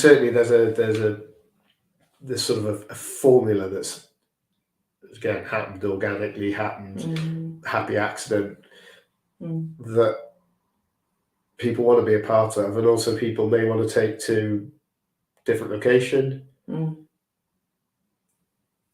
I don't know. There's we're trying things out. We're testing the water. And there's the daily upkeep. So past ideas and talking to people, and there's so many things that happen just out of a stupid conversation. So our designer, Stephen McDonald, who designed the logo. Shout out Steve. There's the logo. Yeah. Brand it up, baby. He has a microbrewery. Yeah. And we at some point said, again, just go out to the sea. Wouldn't it be great if we did a non-alcoholic beer IPA for us, so for Dawnstalkers? And that conversation, we just had stupid conversations about it. It didn't really go anywhere as such, or at least in my view, it didn't. I just said something stupid and thought, wouldn't that be great? And 4 months later, Steve came back with an unbranded can and said, try this. And so, effectively, Frank and Otis have a beer, a low alcohol beer. Actually, it's not totally. And again, we'll put we'll put all the leads for this in the comments. It's really important. And that, so what can we create is going to be out of conversations that we have with community. And I think from a user, I'm the first person, I joke with Peter, he's like, oh, you bloody capitalist, it's all about money with you, because I do money masterminds, and I think money's important. And the bit to really get across outside of, it's just all about making money. It's not about making money, it's about value. And at Christmas, and to share it from a user end point of view, all my family are always saying, like, what do you want for Christmas? And I'm like, nah, I can buy whatever I want. I'm getting better, and I get my clients to get better at having a want to list and all of that. And it was like, they bought me a Dawnstalkers hat, and Diane got one of your stickers and made me a coffee mug and stuff. Because it's like, actually being part of something matters.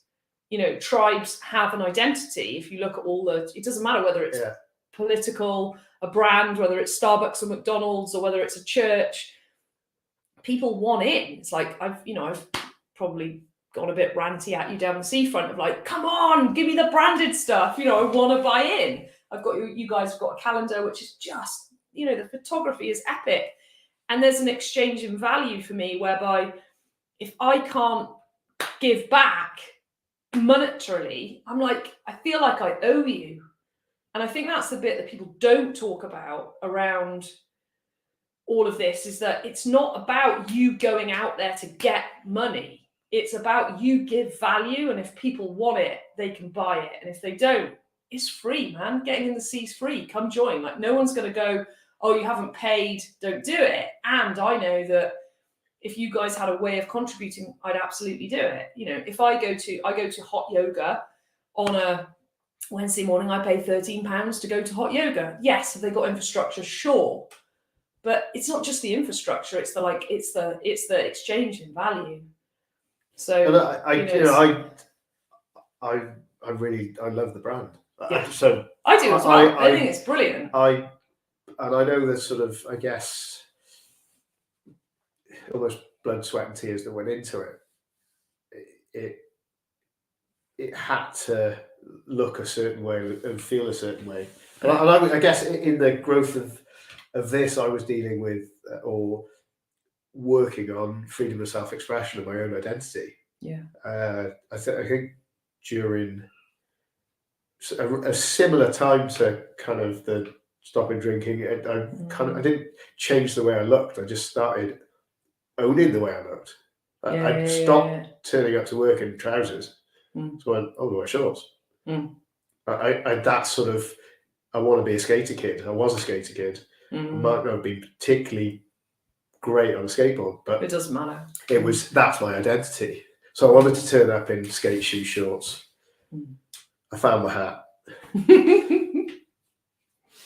And there's something about identity. I mean, like, even the fact that, so we went on a co-working, so I go with Sarah and Hazel and Vanessa, we go to a co-working weekend. We're all mothers of young children, and we have, we go away. We're actually going on a no working weekend soon. But we go away, and we went swimming at dawn, like dawnstalking, but on tour. And where were we? We were in the Mumbles, but we went to Langston Bay, and Sarah had Langland Bay, and Sarah had the Dawnstalking, that logo on the back of her thing.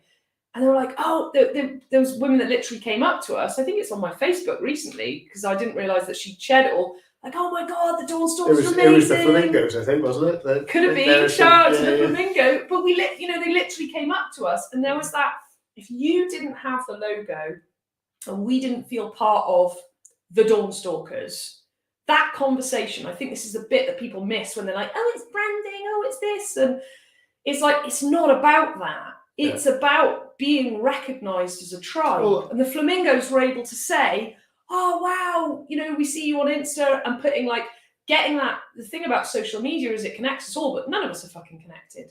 But that moment, we were in person connected, with some photos together, we said hi, all of that, and vice versa. I'm pretty sure Sarah knew who the flamingos were. But vice versa, right? It's that contribution, feedback, gratitude loop. That, you don't know what you're going to contribute to someone. We all know we're lacking community connection. That reason for social element. But something I really totally the coffee afterwards is so having a hot drink is important for warming up, but it provides a focal point for people to stay, to gather and chat. Stay. Yeah. So, which I think if it wasn't there, wouldn't happen in the way that it would kind of happen, but not in the same way. Because Peter also then brings people together, because he'll be talking to someone, and other people who know Peter will chat. Yeah. And then it's like that cross meeting of other people. Whereas otherwise you kind of get these, the groups of us that go together. Like, I've got to meet all of the guys from the Protectors, because Lena knows them, and we kind of hang out now. But it happens even It's like more. we need an icebreaker. Yeah, literally. Yeah, sure. And I'd have used alcohol for that in the past. Yeah. I was at a festival. I'd know people's names. I'd disappear off chatting to people for hours. I was that sort of wayward, and that's 2 drinks and gone. Yeah. And I guess, that for sure. It's a very similar element that's created by having that. And there's a recognizing it. You know, it's like Peter's got his clear blue and yellow. In fact, we were joking on Sunday. There was, I don't know who it is, shout out to whoever you are, with a bright blue dry robe and a bright yellow hat. And it was like, if that's not Peter, it should be, because it was so his colours. I don't know if you know who that is. But it's that recognizability that when you have branding, just to like really loop it back to branding, because we can all talk about community and we can be a bit woo-woo with it and like, oh yeah, peace and love, man. And it's like, yes, and for me anyway, my mission in life is to get people to get that money's not separate from that. It's like the branding is what helps people recognize things. So the fact that Peter's there with his Stol coffee thing and he has the same logo on Instagram means there's a familiarity there. I mean, there's no accident that McDonald's look the same wherever you go in the world, because it means you can be in some far-flung country and go, oh, I know what that is. And it's like dealing with that and owning that. And I think what, you know, really props to you guys for doing that, even though you weren't necessarily doing it for that. It's like it gives those of us that sort of have seen it in the press or have watched it on Instagram, when everyone's down at the seafront, if they see that logo or that branding, they go, oh, this is where I'm meant to be. Because it's allowing someone access to something. Yeah. It's like when I joke, you know, we've both got dogs, we go dog walking. It's absolutely acceptable to say hello to another dog walker. If you walk along the street, and anyone listening to this, go try it. If you walk along the street and go, you know, hey, to someone in the street who also doesn't have a dog, there's an element to which they'll be like, okay, you weirdo, what do you want from me? Whereas if you do it with a dog and they've got a dog, it's totally cool. And it's the same. It's like if you've all got a logo on or a brand, or you've got a, you know, you're in the gang, it's okay to say hello. And the more you guys in Dawnstalkers facilitate that, the more it is people come together, right? That's just my 2 pence worth. That's my way of saying go big and go hard. Go big and go hard on the branding because of that, because of the service. I think it's really... We get the pirate ship, that's it. Fuck it, pirate ship a lot. I mean, but it's like that, and that, you know, it's why I love long form podcasts. It's like we get to go deep on the conversation about why branding is important, about why what you're doing is important. And yes, we'll always get backlash. You know, it's like people go to me, oh, you want to help people with money, why don't you help them for free? And it's like, because the first lesson in money is paying my invoice, because they've just invested in themselves. It's the same thing. It's like there will always be backlash around anything to do with money, vested interests. Why are you doing something? Why do you have to make money out of it? And I think it's a brilliant thing to happen so that the conversation can be had, so that people can be empowered around money. Yeah, it's I guess the sort of brand stroke apparel or streetwear brand almost that's being created. It's really odd that a lot of the things that I talked about when I was younger, or talked about things I wanted to do, and I got stuck. Dawnstalkers has allowed, so in that realms of freedom of self-expression, it's kind of it's become natural for those things to sort of develop, I guess. So we're working with Kath Grimm of Grimm Designs. Shout out to Kath. So many people we need to remember.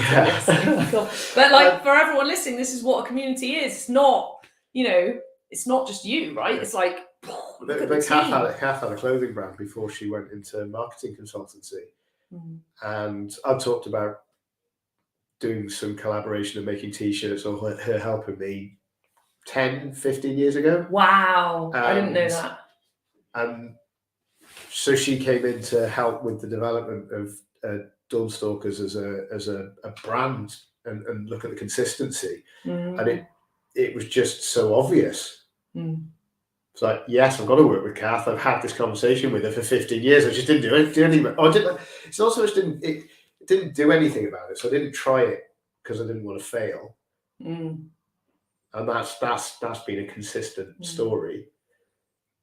But also it didn't have purpose. And this has a purpose because I believe in that.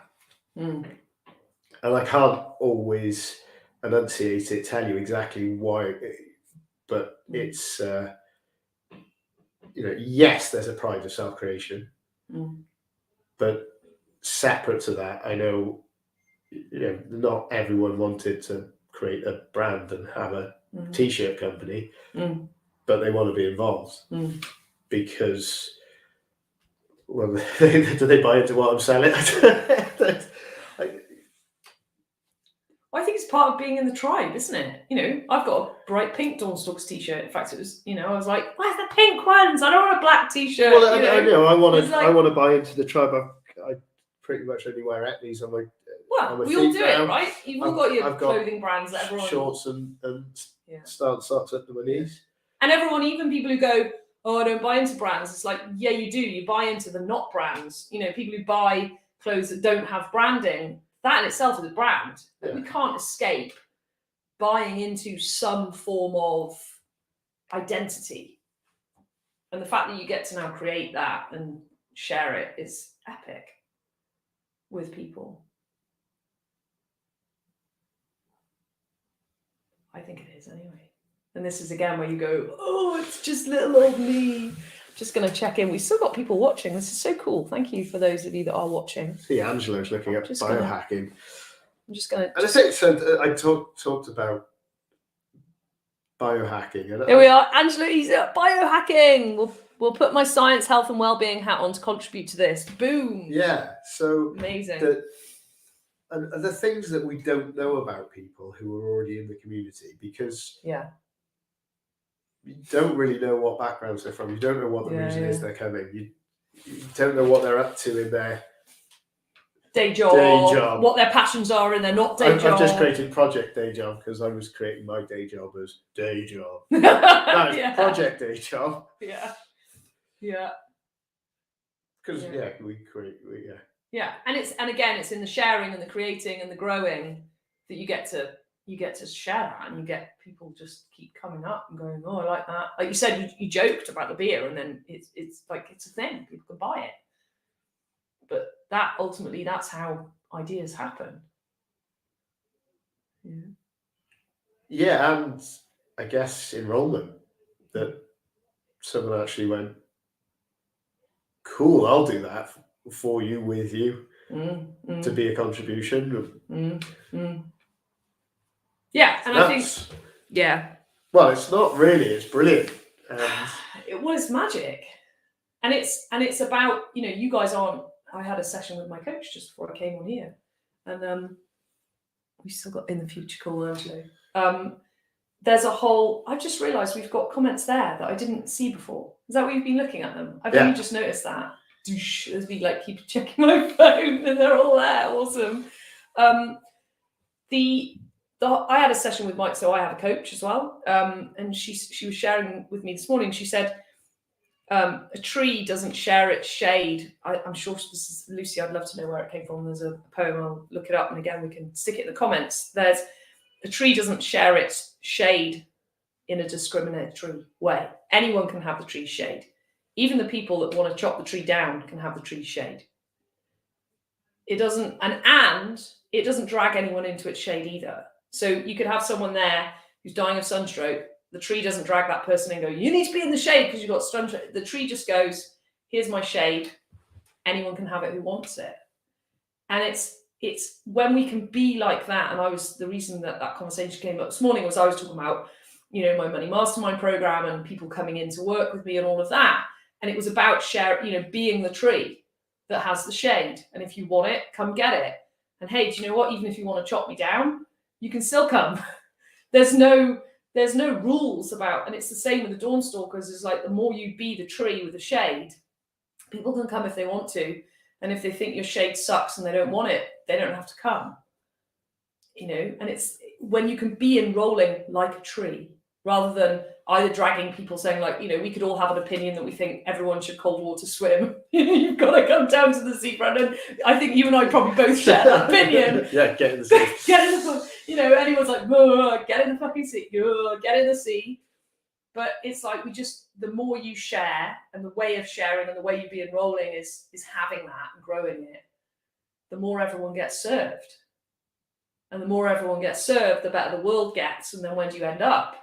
You know, the more and more of us that do this stuff, the more you show up and the more you create and grow, and the more people you serve, the more people they serve. Because I know when I get in the sea on a Sunday, my kids get a way better mama than the days when I don't get in the sea. So it's like, again, it's the ripple effect. You'll never know. So then there's a generation of kids growing up with parents who are more sane than they would have been anyway. And then the kids grow up in a different world, including even coming swimming. I mean, one of 3 and 1's a bit small still. You might argue now, you know, and actually Charlie does. Charlie comes in the sea with me and Paul Call in the summer when we go there for, you know, on holiday. Magic. So where does it end? What's the so in the sense of, for people who are listening to this who are either already Dawnstalkers who want to be part of it, who are just like, man, this is so cool. What are you looking for? What's missing? What do you want to create? So you've talked about biohacking. So I think we've joked about saunas on the seafront. Yeah, it's what do you want? Filling in the gaps. So I think having a base, a community space, whether we facilitate that or whether we're part of a bigger one or within I think that would be. And where would you like that to be? Love it in Penarth. So love it walking distance from the seafront. Whether that's possible to be concluded. Yeah. And I think we've talked about saunas, talked about sort of biohacking elements or things that contribute to cold water immersion. Yeah. And quite a lot of you can go in a sauna at any swimming pool centre, but whether they've got the cold water part, there's people who are doing biohacking, but quite a lot of it is relatively, elitist is the wrong word, but it's relatively expensive. It's cutting edge. It's a machine from America. So it's prohibitive. So can we look at options that make things less prohibitive, share information, and carry on that contribution, feedback, gratitude, and build something that's financially viable, sustainable, but not just in it for money. Well, and I think, you know, that's where what you're going after, to put it explicitly, it's implicit in what you say. You go after fulfillment. Totally. And inside that, you get results.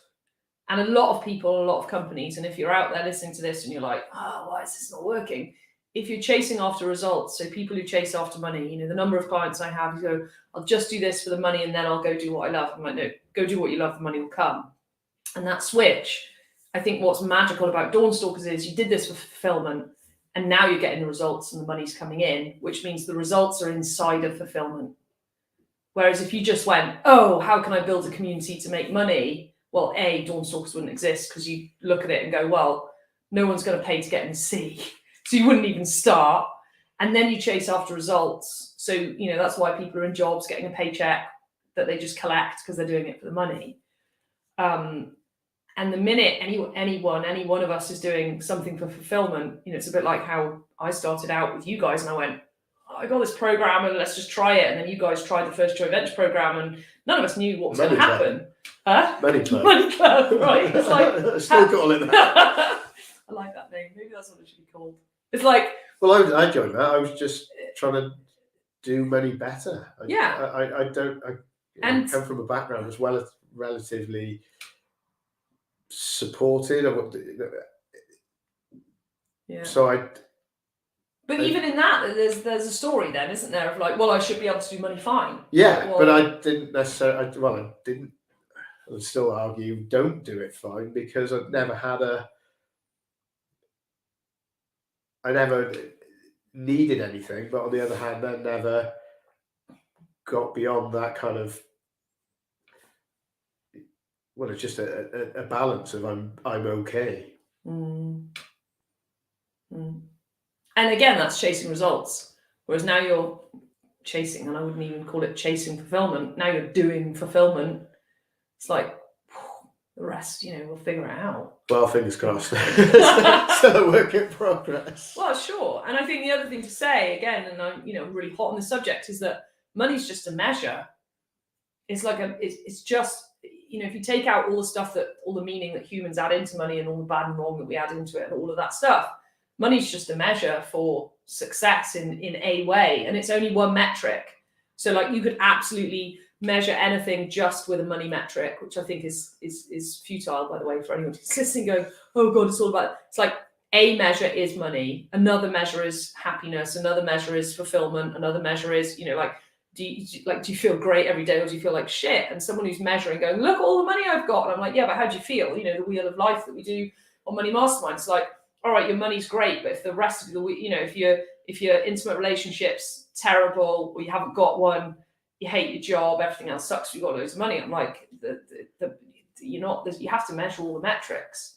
And it's the same the reverse way around. If you don't measure money, you guys at Dawnstalkers and anyone else doing a community or a business, you cannot ignore the metric of money. If you guys just went on feel good, you'd miss out on so much stuff. Whereas once you add it in as just a metric, you've got something that's tangible to go, okay, what's happening? Is it working? Yeah, and the interesting, we've got monetized parts that effectively, so the coffee the coffee doesn't come for free. Yeah, so it's already monetized, right? You have to have a business to make it function, to have that element. Yeah. And you could all bring your own flask down. Well, loads of us do, right? Me and Diane have a tea that we bring ourselves, and then we go and buy coffee afterwards. But there's no obligation. But it also doesn't have that focal point to bring people together. So yeah. And I guess it's about, well, there's only those elements and going, okay, well,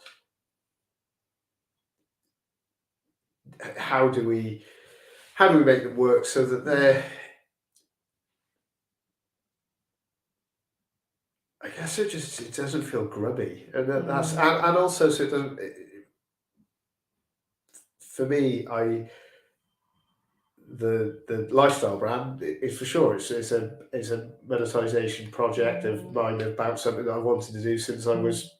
But again, if you look, what's that based in? It's fulfillment. You've always wanted to do it. You're not doing it because you think, oh, I'll sell clothes. Clothes makes money. You had a conversation with Kat 10, 15 years ago. Clothes in the. It's fulfillment, because monetary value that I'm not driven by. Most people aren't. Money. Ironically, people think that they're driven by money, but most people aren't. The money's it's a good measure, and it's good to it enables a lot of stuff, but most of us aren't driven by it. Those people are driven by money. If anyone's wondering, they're driven by money because they just go after it relentlessly, and they're clear that that's their thing. So what would you say for people listening to this who are like, I'm loving what you guys do, I want to be involved, I've got XYZ skills? So you've talked about biohacking, we've talked about saunas. What other biohacking type things are you interested in? What else could, if you said, if I could just wave a magic wand and we've got, we've taken over a building at the seafront, what would be in it? What would be there? Who else is yet to join the community that's kind of in your imagination? So initially, hot and cold therapy, straight up. Yeah. So knowing more about the hot side of that. Mm-hmm. And there's some people doing some great work. Yeah. If you go out and have a look at Susanna Soberg's research paper, I think she's got a book coming out, specifically on the benefits of hot and cold. Yeah. So in conjunction with each other? Yeah. Okay, yeah.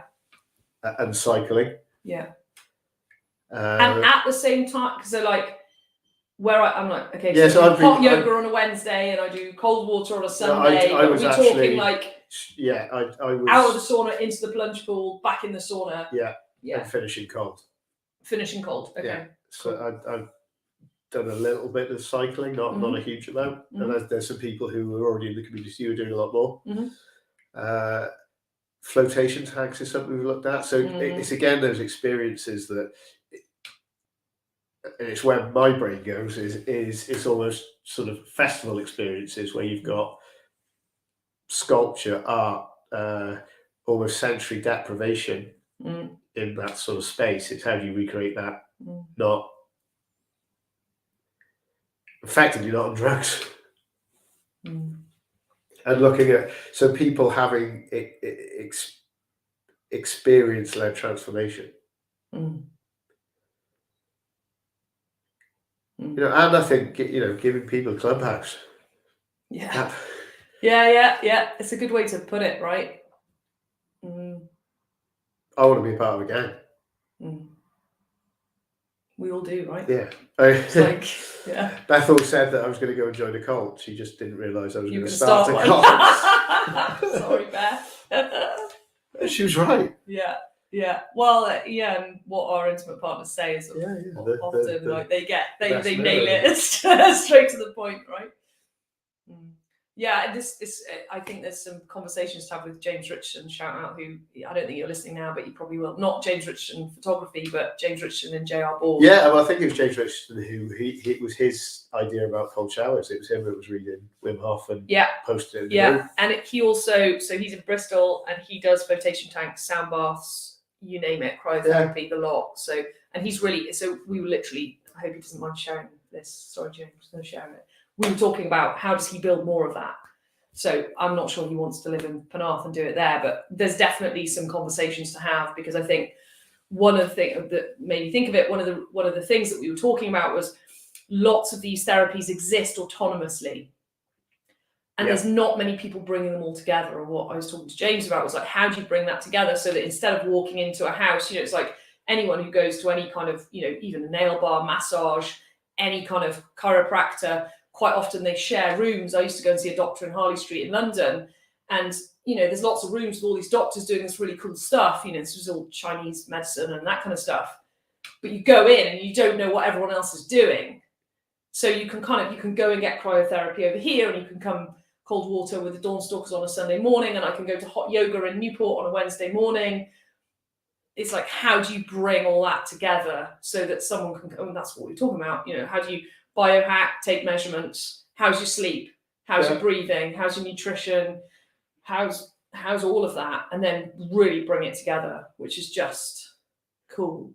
They're called complementary therapies, right? They are. Well, it's ironic, right? We're complementary therapies, but we're going to be autonomous in a building and have our little door shut, and you might get referred almost by accident. But there's not this, like, we were literally talking about, how do you have a building with a reception where someone can walk through the door and go, this is who I am, and then actually be led on a journey of, well, you could do this, and you know, how's your, like, literally taking an inventory, biohacking, like, how are you now, where do you want to get to, these are all the things that you could do. I mean, you know, and again, if that's where sounds awesome, I'd like to, can we be a part of that? Could you create it, please? You know, it's that, isn't it? It's like having those, it's like the joined up and the community and the bringing more people in so that it works. So there is a place to go. It's like join the gang, join the cult. And, you know, Aubrey Marcus on a podcast, who is he talking to? They were talking about their community on it, which is all about human optimization. And they were talking about the word cult comes from culture. And it's just like, that's your culture. So it's an interesting thing how cult's been seen as a bad thing. Come to Happy Club. Yeah, it's all been like a really bad connotation, but it's like, I might have to do what the headquarters is called. What, the cult? Happy Club. Happy Club. It's having a skateboard ramp. That's just. So that's the other thing you haven't mentioned so far. You've mentioned skateboarding, but you want a skateboarding ramp at the hub. I think I just have another. So there's something for me around my daughter being able to walk from school to this place. So it's it's a youth club wellness space, interactive clubhouse. And I, you know, maybe that's just what my view of a community hub is. Yeah.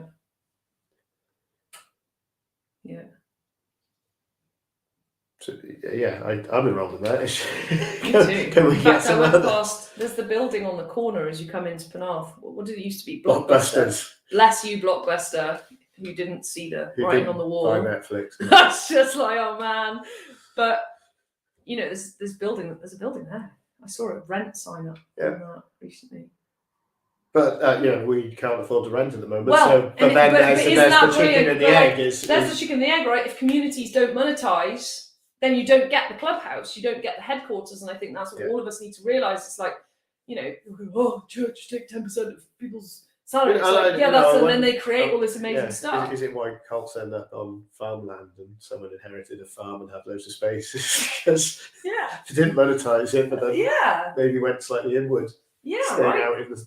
It just goes a bit skewed, a bit. But it's like actually dealing with monetization up front. Like you just said it right there. You're like, we can't afford to rent that.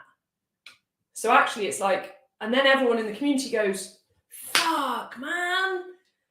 It's like, because I bet before that point, everyone was like, "Oh my god, that clubhouse sounds so cool. I want some." And it's like, yeah. And that's the full circle, isn't it? It's like, if we want that as a community, we have to create that. And we have to create the money to finance it. So there's a game on there, isn't there? Yeah, and then that's what comes up for me is charity side of things. Is I don't see us as a charity. I see us somewhere in the middle. Yeah. Because you're more in the realms of not for profit, in the sense of which still is like a bit. The bit of the pull for me is how do I monetize it myself and do it on my own. That's, and I know I'll get stuck with that. This what's being created is not me. Yeah. There's the catalyst. There's the spark. Yeah. And then there's the sort of, I guess there's the mouthpiece, and there's a certain amount of the ideals, but it's taken the multiple elements and the growing community to create this. Yeah, and then you're into a conversation, and I think we're into a conversation for leadership, and it's like the best leaders. Go on. So well, we just know where we. I even created when I wanted the festival. I wanted to be the silent one in the background that kind of got to look on and go. Yeah, you're like you're like the reluctant leader, right? It's like and those people listening, there's and I have this conversation with a lot of my clients. Like, you can't not you don't. None of us who are leaders choose. We don't wake up one day and go, I want to be a leader, because frankly, being a leader sucks. Like, people kill leaders. If you look at what society does to politicians, we're vicious. Like, being a leader is tough, man. No one wants that, really. There's like a calling that some of us just, we're in that realm and we can't not do it. We get pissed off if we don't get to make the decisions and go, I want to go that way. Who wants to come with me? And sometimes we fucking go on our own, right? And sometimes people go, yeah, that sounds like a crazy idea. Let's go. But it's like, it's bringing that, it's owning being a leader, not in a way of like dictatorship where, we tell people what to do. I was really clear when I came to you guys that's now SSLGJ. I was like, I kind of got this idea. Do you want to come? Should we do it? Should we see what happens? And here we are 5 years later, and you guys are, on the way to getting financially free if we can get this deal over the line and all of that. And it's like, there's a collapsing around leadership where it's not dictatorship. It's somebody has to say, I think this sounds fun. And then everyone gets to go, yeah, let's do it. Slowly, yeah. I'm more acceptant of leadership.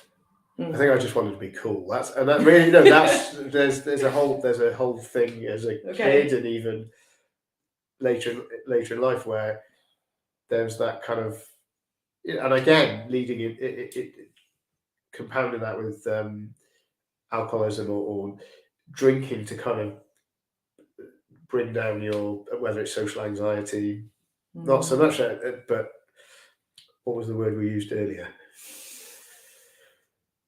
It gets feeling able to be self-expressed. So using alcohol to do that. It's the equal and opposite of trying to inhibition, but equal and opposite of wanting to feel cool, but basically feeling, I guess, grounded in your own skin. Yeah, and it took me till 42. Same But here, it's right? 41. I mean, I joke, the older I get, I love it. I earn more money and I care less what people think. And it's true. Like, the less we care, and that doesn't mean in a like, fuck you, I'll do what I want. That means in a like, I'm okay with being who I am. And I'm everything that I am and I'm everything that I'm not. And that's a journey in itself. You know, how many people out there, how many people listening to this, like, I just can't be myself. I'm with my family and I can't be who I really am. Or I'm in my workplace and I can't be who I really am. Or I'm with my partner and I can't be who I really am. It's such a huge subject for people. It takes something. And again, you doing what you do and you share what you do and you share, you know, what it's taken for you to do it. There's plenty of people who could look from the outside and just go, oh yeah, but you know, it's really easy for you. And it's like, you know, it's anything but. I think you relate to things as if they were always the way they were and true as you see them now. And you have no idea what's going on in the background, right? Yeah. Yeah. So on that, in the realms of being authentic and everything you've learned from doing the Dawnstalkers, what would you say to people who are inspired by your story and your journey, who are really scared to put themselves out there or do that thing that everyone thinks is a dumb idea or follow that passion that they think is not cool? What do you say to people? I think there's a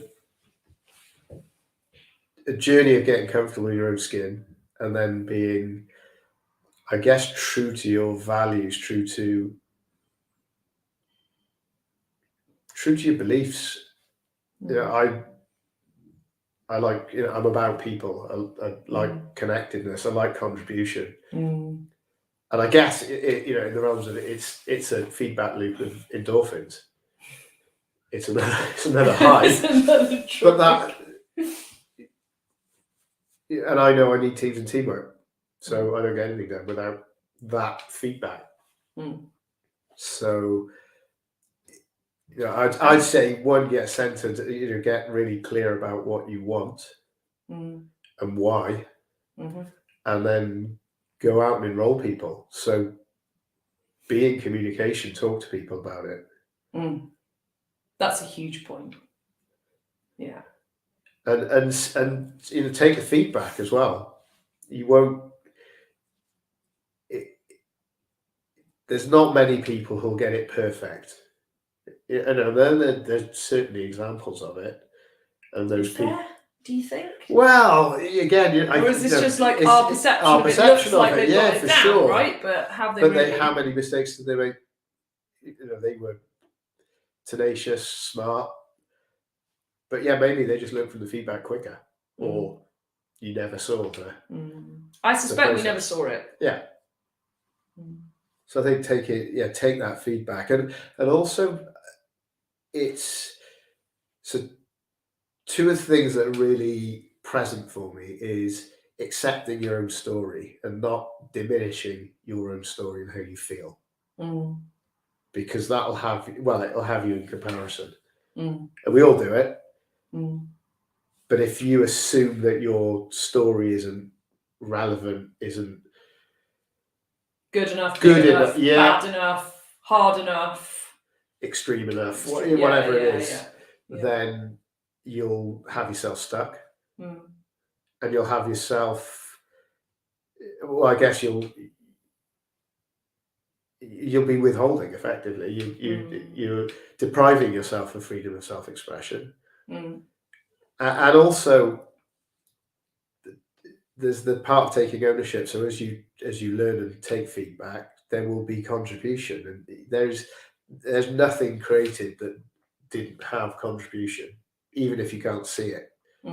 It doesn't. We never do anything on our own. Yeah, it doesn't. But it doesn't mean you're not the. It doesn't mean it's not. You don't still have some ownership or have. And what, just to pick you up on the point you said about feedback, what about, you know, and I've seen it with Dawnstalkers where you've had some pretty vicious feedback around, you know, you guys aren't safe and it's dangerous and it's encouraging, you know, unsafe behavior.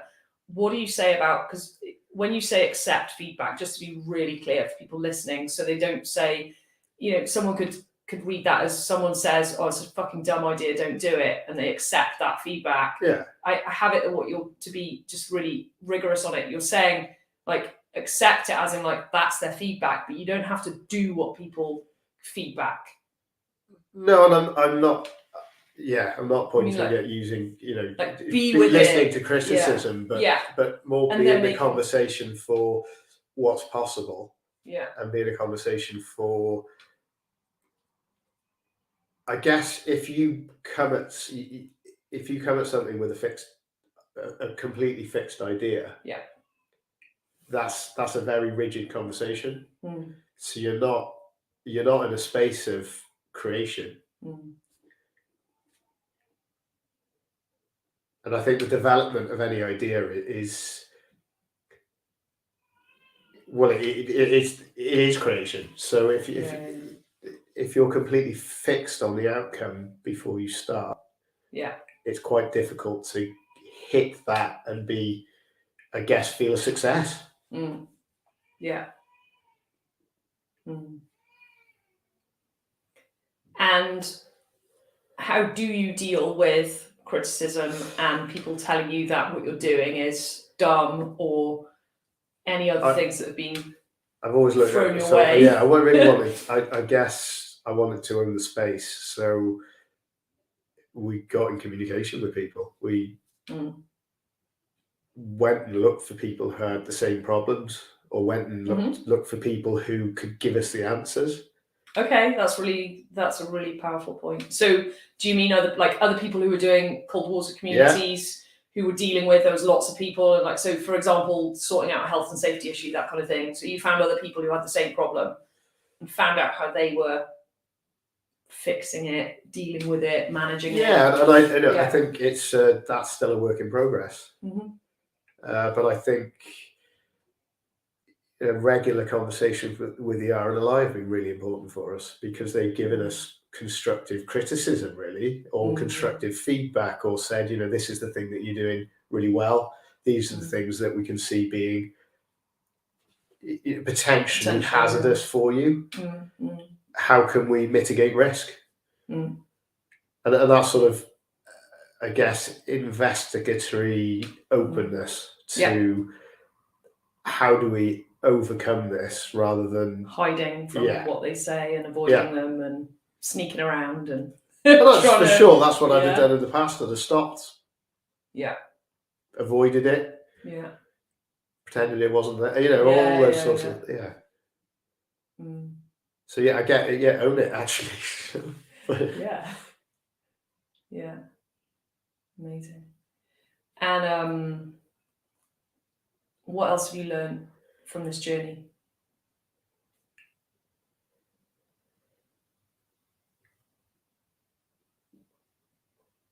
I'm starting to, I guess, it's got to really realise how important it's been for my personal journey, and that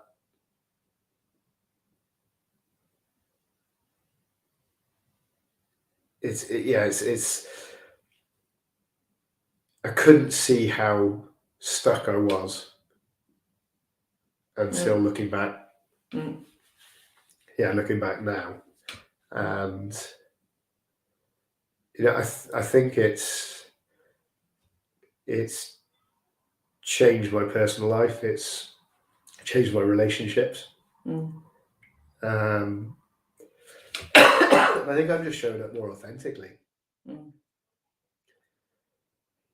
My mantra is still, don't be a dick. One of my faves. And I expect people to, kick my ass and tell me. And I've built a bigger sounding board for that now. There's more people to tell me. So I've created accountability for myself. Yeah, but that's a great thing. Accountability, creating multiple levels of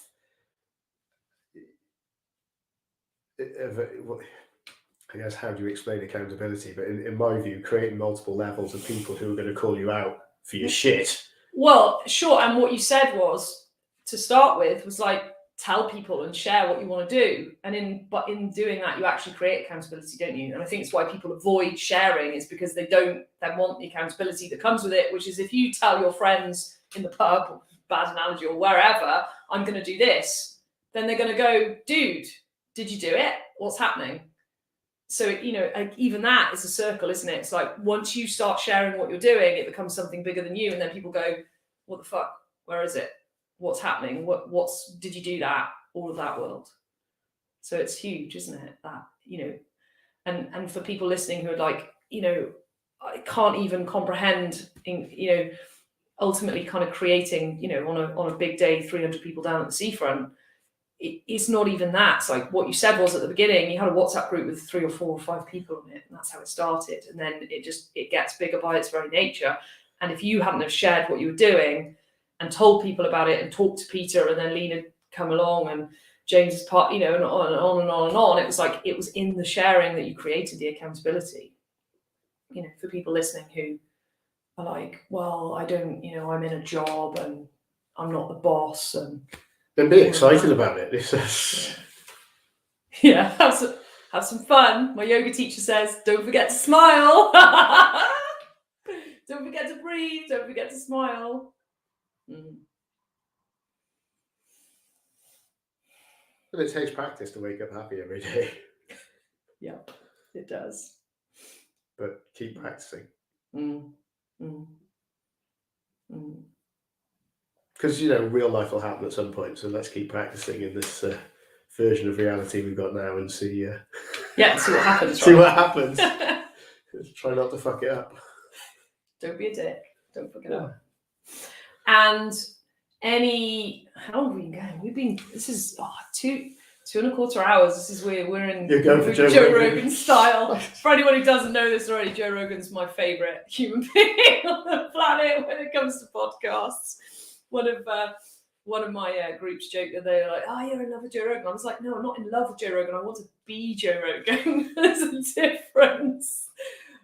So I have it with, that is cracking. And to those who we still got 4 people watching, so like amazing. Sorry, they just got it on. They've got it on the background. They're not listening. They've left it turned on. They're actually doing something else.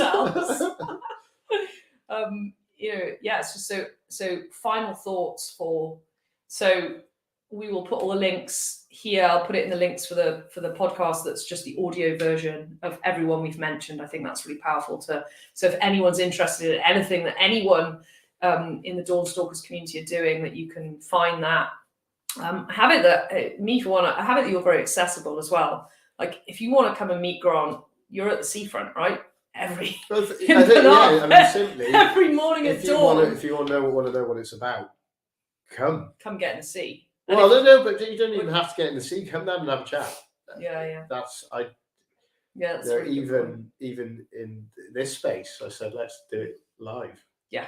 And I'm so grateful to that, because my podcast studio started last week in my wardrobe, and then it's already expanded into the podcast studio down here. Charlie was like, "Mummy's got a podcast studio." He's 3. Those of you who don't know Charlie, he doesn't probably really understand what podcast is. It was all he was. I'm still not sure. But it's like that expansion of showing up, doing it live. We've also gone from not just recording a podcast. We've gone, sod it, let's give it a go and go live on YouTube, which has meant, thank you for those of you who've commented and joined in.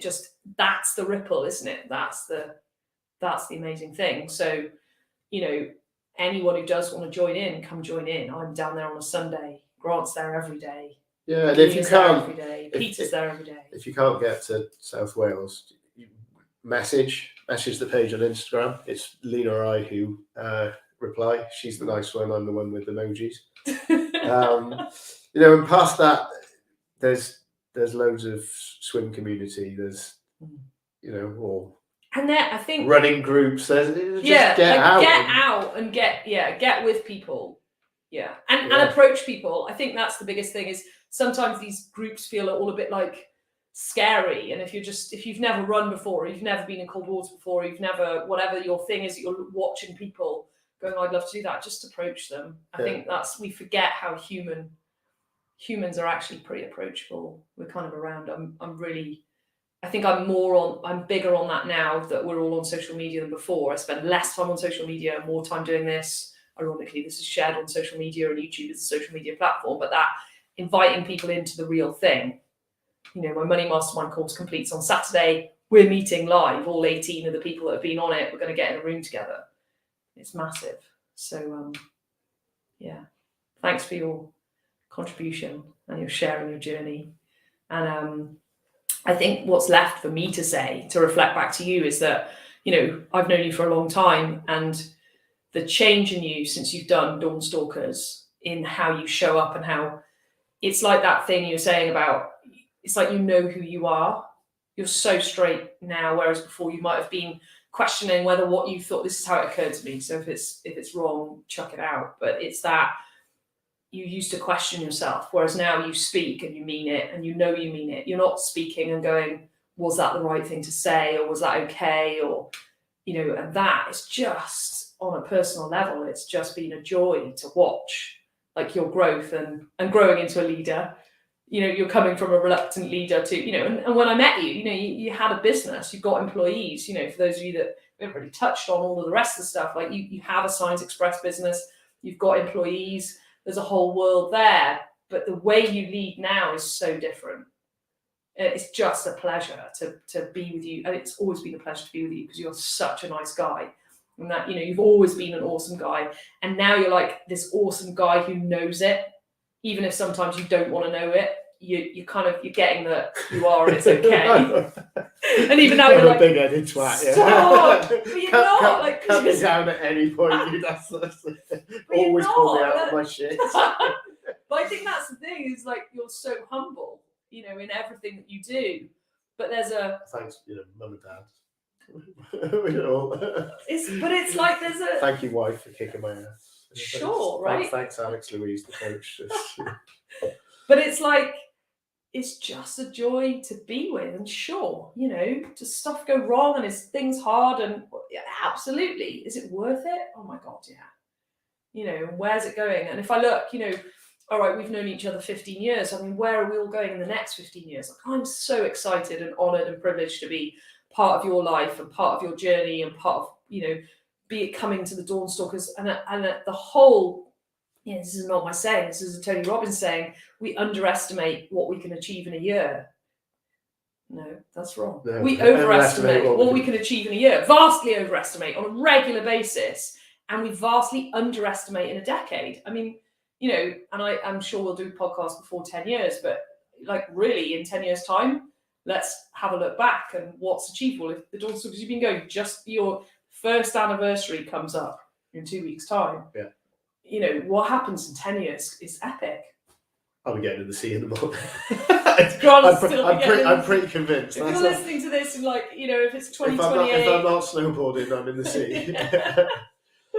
You know, it's just immense. So it's exciting. So I look forward to watching the journey unfold. And, you know, if you're listening to this and you want to watch it unfold, then follow Grant on the Insta and all the rest. But more importantly, come join in. Like, that's where life happens, is in real life, in person. Find your shore.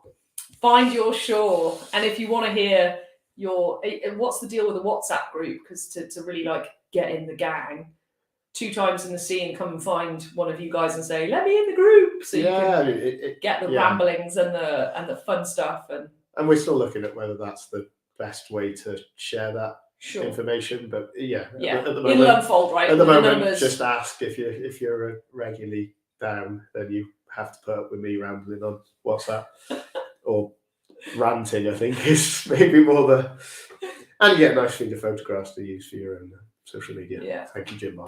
Yeah, awesome. Thanks, Grant. We'll hug afterwards, mainly because there's like a load of stuff between us and wires and lighting. So we're gonna wrap up. We're gonna end the broadcast. Thanks all for your time and attention. If you're listening and you want to see the video, jump over to YouTube. If you like what we talked about, please share it with friends. It's in the sharing that communities grow. And catch you all on the next podcast next week. We have Kevin Birch, parenting expert. So any of you parents out there, or anyone who's got anyone young in and around their lives, it's going to be an epic version. So see you all soon. Thanks for listening. Adios. Ooh.